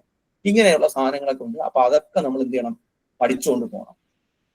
അപ്പോ ഇപ്പൊ സർക്കിൾസ് ആണെങ്കിൽ തന്നെ 9ാം ക്ലാസ്സിലെയും 10ാം ക്ലാസ്സിലെയും 4 ചാപ്റ്റർ പഠിച്ചാൽ മതി. പിന്നെ വേണമെങ്കിൽ ആഡ് ചെയ്യണമെങ്കിൽ നമുക്ക് NCERT-ന്റെ ഒരു 8ാം ക്ലാസ്സിലെയും 9ാം ക്ലാസ്സിലെയും 10ാം ക്ലാസ്സിലെയും കൂടെ ടെക്സ്റ്റ് കൂടി ഒന്ന് എടുത്ത് ആഡ് ചെയ്ത് കഴിഞ്ഞാൽ NCERT പഠിച്ചാൽ അത്രയും ബെറ്റർ ആണ്. NCERT-യുടെ ടെക്സ്റ്റ് നമ്മൾ നമ്മൾ പഠിച്ചാൽ അത്രയും ബെറ്റർ ആണ്. എത്ര നല്ല പാടുള്ള ക്വസ്റ്റ്യൻസ് നമുക്ക് അതിനകത്ത് എന്ത് ചെയ്യാൻ പറ്റും, പഠിക്കാൻ പറ്റും. ഒരുവിധം നമുക്ക് ചെയ്തെടുക്കാൻ പറ്റും. അപ്പോ ഞാൻ പറയുന്നത് നിങ്ങൾ അതായത് എക്സാം എഴുതി പ്രാക്ടീസ് ചെയ്യാൻ ഒരു അവസരം കിട്ടുമെങ്കിൽ അത്രയും നല്ലതാണ്. അതായത് ഞാൻ പറയണത് നിങ്ങൾ എന്ത് ചെയ്യണം, നിങ്ങൾ ഇതുപോലെ എഴുതി പഠിക്കണം. എഴുതി പഠിക്കുന്നതിന് മുമ്പ്, നിങ്ങൾ പരീക്ഷ എഴുതാൻ പോകുന്നതിന് മുമ്പ് എന്റെ ഒരു അഭിപ്രായം, നിങ്ങൾ തന്നെ അല്ലെങ്കിൽ എവിടെന്നെങ്കിലും നിങ്ങൾ എന്ത് ചെയ്യുക, ക്വസ്റ്റ്യൻ പേപ്പർ ഉണ്ടാക്കി വാങ്ങുക. ക്വസ്റ്റ്യൻ പേപ്പർ ഉണ്ടാക്കി വാങ്ങിയതിനു ശേഷം സ്വന്തമായിട്ട് ഒരു 3 എക്സാമെങ്കിലും എഴുതി നോക്കുക. ടൈം നോക്കി സ്വന്തമായിട്ട് ഒരു 3 എക്സാമെങ്കിലും എഴുതി നോക്കണം. നിങ്ങൾ പ്രാക്ടീസ് ചെയ്ത് നോക്കണം. പ്രാക്ടീസ് ചെയ്ത് നോക്കി കഴിഞ്ഞാൽ എന്ത് ചെയ്യാൻ പറ്റും, നിങ്ങൾക്ക് സെറ്റ് ആവാൻ പറ്റുമെന്നാണ് എന്റെ വിശ്വാസം. ഇനി ഇതുമായി ബന്ധപ്പെട്ട് എന്തെങ്കിലും സംശയം ഉണ്ടെങ്കിൽ ചോദിക്കാം, ഞാനിപ്പോ പറഞ്ഞുതരാം. എന്തെങ്കിലും സംശയമുണ്ട്, അതായത് അരിത്മെറ്റിക് ആൻഡ് മെൻസുറേഷൻ, അതുപോലെ തന്നെ ഇതുമായി ബന്ധപ്പെട്ട് എന്തെങ്കിലും സംശയമുണ്ട്, അതായത് ഞാൻ ഈ ടോപ്പിക്കിനെ കുറിച്ച് ഏതെങ്കിലും കാര്യത്തെ കുറിച്ച് അല്ലെങ്കിൽ എക്സാമുമായി ബന്ധപ്പെട്ട് എന്തെങ്കിലും സംശയം ഉണ്ടെങ്കിൽ നിങ്ങൾക്ക് ചോദിക്കാം. ഞാൻ എന്ത് ചെയ്യാം, എക്സ്പ്ലെയിൻ ചെയ്ത് തരാം. ഉണ്ടെങ്കിൽ ഒന്ന് ചോദിക്കാവോ?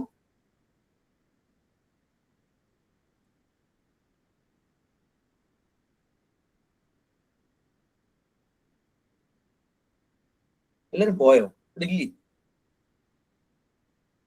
ആർക്കെങ്കിലും എന്തെങ്കിലും സംശയം ഉണ്ടോ? ഉണ്ടെങ്കിൽ ഒന്ന് ചോദിക്കാവോ? സാർ പറഞ്ഞതുപോലെ ഒരു 3 മോഡൽ എക്സാം എങ്കിലും നടത്തുമോ? ഒരു 3 എക്സാമെങ്കിലും നിങ്ങൾ പ്രാക്ടീസ് ചെയ്യണം. നിങ്ങൾക്ക് ഇതിന്റെ ക്വസ്റ്റ്യൻസ് കിട്ടി നിങ്ങൾ ജസ്റ്റ് ഒന്ന് നോക്കി കഴിഞ്ഞാൽ ഒരു വിധം നിങ്ങൾക്ക് സെറ്റ് ആവും കേട്ടോ.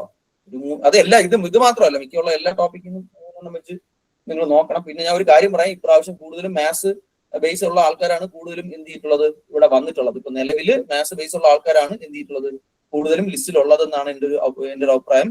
അക്കൗണ്ടൻസി ബേസ് ഉള്ള ആൾക്കാർ വളരെ കുറവാണ്, മാത്സ് ബേസ് ഉള്ള ആൾക്കാർക്ക് അക്കൗണ്ട്സ് കുറവാണ് എന്നുള്ള കാര്യം മനസ്സിലാക്കണം.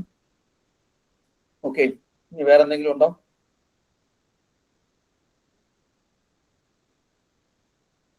വേറെ എന്തെങ്കിലും പറയാനുണ്ടോ? ആർക്കെങ്കിലും എന്തെങ്കിലും സംശയം ഉണ്ടോ? Any doubts? എന്തെങ്കിലും? ഓക്കെ, ഞാൻ അതിന്റെ പേട്ടെ.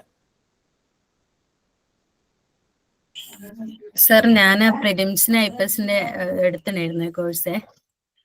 ഹലോ, ഇനിയിപ്പോ മെയിൻസിലേക്ക് വരുമ്പോഴത്തേക്കും ജികെന്റെ പോർഷൻ മാറ്റാണല്ലോ.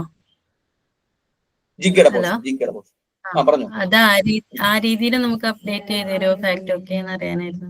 മെയിൻസിന്റെ ജികെയുടെ പോർഷൻസ് മൊഡ്യൂള് നോക്കി ടെക്സ്റ്റ് എടുത്ത് പഠിക്കുന്നതാണ് ബെറ്റർ. ഒരിക്കലും എന്ത് പഠിക്കരുത്, PSCയുടെ ചെറിയ ബുക്സ് വാങ്ങിച്ച് പഠിക്കരുത്. ഡീറ്റെയിൽ എക്സ്പ്ലനേഷൻ ആണ് പഠിക്കേണ്ടത്, എഴുതി തന്നെ പഠിക്കണം ടെക്സ്റ്റ്. അതായത് നമ്മള് ഇപ്പൊ ഞാൻ കറക്റ്റ് പറയുകയാണെങ്കിൽ NCERTയുടെ ടെക്സ്റ്റുകൾ ഉണ്ടല്ലോ. ഞാൻ പറയുന്നത് ഹൈസ്കൂൾ അല്ല, ഒരു 7, 8, 9, 10 7, 8, 9, 10 ഹൈസ്കൂളിലെ NCERTയുടെ ടെക്സ്റ്റ് എടുക്കുക, മൊഡ്യൂൾ നോക്കുക, ടോപ്പിക് നോക്കുക. ആ ടോപ്പിക്കിനനുസരിച്ച് അതിനകത്തുനിന്ന് പോയിന്റ്സ് ബൈ പോയിന്റ്സ്, അതായത് 3 മാർക്കിന്റെ ക്വസ്റ്റൻ ആണെങ്കിൽ 6 പോയിന്റ് മതി. 6 പോയിന്റ് അതിൽ കൂടുതൽ വേണ്ട. 6 മാക്സിമം ഒരു 7 പോയിന്റ്. അതിൽ കൂടുതൽ എഴുതാൻ നിൽക്കരുത്, ദയവ് ചെയ്ത് എഴുതരുത്. അത് കഴിഞ്ഞ് പിന്നെ നമുക്ക് 5 മാർക്കിന്റെ ക്വസ്റ്റൻ ആണെങ്കിൽ, അതായത് മാർക്ക് അനുസരിച്ച് എത്ര മാർക്കിനാണോ അതിനനുസരിച്ച് പോയിന്റ്, ഒരു പോയിന്റ് 1/2 മാർക്ക് വെച്ച് നിങ്ങൾ എന്ത് ചെയ്യണം, നിങ്ങൾ പോയിന്റ് നോട്ട് ചെയ്ത് സെറ്റ് ചെയ്യണം കേട്ടോ. കുറച്ച് കൂടുതൽ എഴുതാൻ സമയം ഉണ്ടെങ്കിൽ എഴുതാം, കുഴപ്പമില്ല, നിങ്ങളെ ഇഷ്ടം പോകണം. പക്ഷെ ഞാൻ പറഞ്ഞത് ഏറ്റവും കുറഞ്ഞ ഇത്ര പോയിന്റ്സുകളെങ്കിലും വേണം. അത് നോട്ട് പ്രിപ്പയർ ചെയ്യേണ്ടത് എവിടെ നിന്നാണ് എങ്ങനെയാണെന്ന് ചോദിക്കുകയാണെങ്കിൽ ഞാൻ പറഞ്ഞുതരാം. അത് ഏറ്റവും നല്ലതെന്ന് പറയുന്നത് നമ്മുടെ SCERTയുടെ ടെക്സ്റ്റ് ഓക്കെ അല്ലെന്ന് ഞാൻ പറയുന്നില്ല. SCERTയുടെയും NCERTയുടെയും കൂടെ ടെക്സ്റ്റ് എടുത്ത് വെച്ചിട്ട് നമ്മൾ എന്ത് ചെയ്യുക, അതിനകത്ത് മൊഡ്യൂള് നോക്കിയിട്ട് എന്ത് ചെയ്യുക, നമ്മൾ പ്രിപ്പയർ ചെയ്യുക. ഞാൻ വീണ്ടും ഞാനൊരു കാര്യം പറയാം. നിങ്ങൾ എല്ലാവരും എന്ത് നോക്കും, അക്കൗണ്ടൻസി നിങ്ങൾ അത്യാവശ്യം നിങ്ങൾ ഫോക്കസ് ചെയ്യും, മാത്സ് നിങ്ങൾ ഫോക്കസ് ചെയ്യും, GKയും ഇംഗ്ലീഷും നിങ്ങൾ എന്ത് ചെയ്യില്ല, നിങ്ങൾ ഫോക്കസ് ചെയ്യില്ല. കഴിഞ്ഞ പ്രാവശ്യം ഒരുപാട് പേർക്ക് പോയത് ഇംഗ്ലീഷും GKയും കൂടെ ഉള്ളതാണ് മാർക്ക് കുറഞ്ഞു പോയത് എന്നുള്ളത് മനസ്സിലാക്കണം. അതും കൂടെ നിങ്ങൾ ഫോക്കസ് ചെയ്യണം. നിങ്ങൾ ഈക്വൽ ഇമ്പോർട്ടൻസ് തന്നെ കൊടുക്കണം എന്നാണ് ഞാൻ പറയുന്നത്. ഓക്കെ, നിങ്ങൾ 3നും പാസ്സായാലേ നിങ്ങൾക്ക് റാങ്ക് ലിസ്റ്റ് വരാൻ പറ്റും. നിങ്ങൾ എല്ലാവരും റാങ്ക് ലിസ്റ്റ് വരും, അത്യാവശ്യമുള്ള എല്ലാവരും റാങ്ക് ലിസ്റ്റ് വരും. 3നും പാസ്സായാലേ വരത്തുള്ളൂ, അത് മനസ്സിലാക്കുക. ഓക്കെ, വേറെ എന്തെങ്കിലും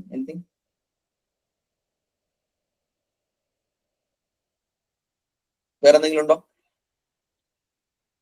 ഇല്ല. ഓക്കെ, വൈൻഡപ്പ് ചെയ്യട്ടെ സാറേ. നിതിൻ സാറേ സാറേ വൈൻഡപ്പ് ചെയ്യാം സാറേ. എല്ലാ കാര്യങ്ങളും വിഷ്ണു സാറും നിതിൻ സാറും വളരെ വിശദമായിട്ട് പറയുകയുണ്ടായി. അപ്പോൾ കുട്ടികളെ സംബന്ധിച്ച്, പ്രത്യേകിച്ച് മെയിൻസ് എക്സാം എഴുതാൻ പോകുന്ന കുട്ടികളെ സംബന്ധിച്ച് വളരെ പ്രയോജനപ്രദമായ കാര്യങ്ങളാണ് 2 ഫാക്കൽറ്റികൾ നമ്മളോട് പങ്കുവെച്ചത്. അപ്പോൾ നമുക്ക് ഇതിന്റെ അടിസ്ഥാനത്തിൽ പഠനം നന്നായിട്ട് കൊണ്ടുപോകുക. വെബിനാറിൽ പങ്കെടുത്ത ആരെങ്കിലും ഒക്കെ മെയിൻ ലിസ്റ്റിൽ വന്ന് ജോലി കിട്ടും എന്നാണ് ഞങ്ങളുടെ ഉറച്ച വിശ്വാസം. എല്ലാവർക്കും ഒരിക്കൽ കൂടി ആശംസകൾ നേരുകയാണ്. All the best. Thank you.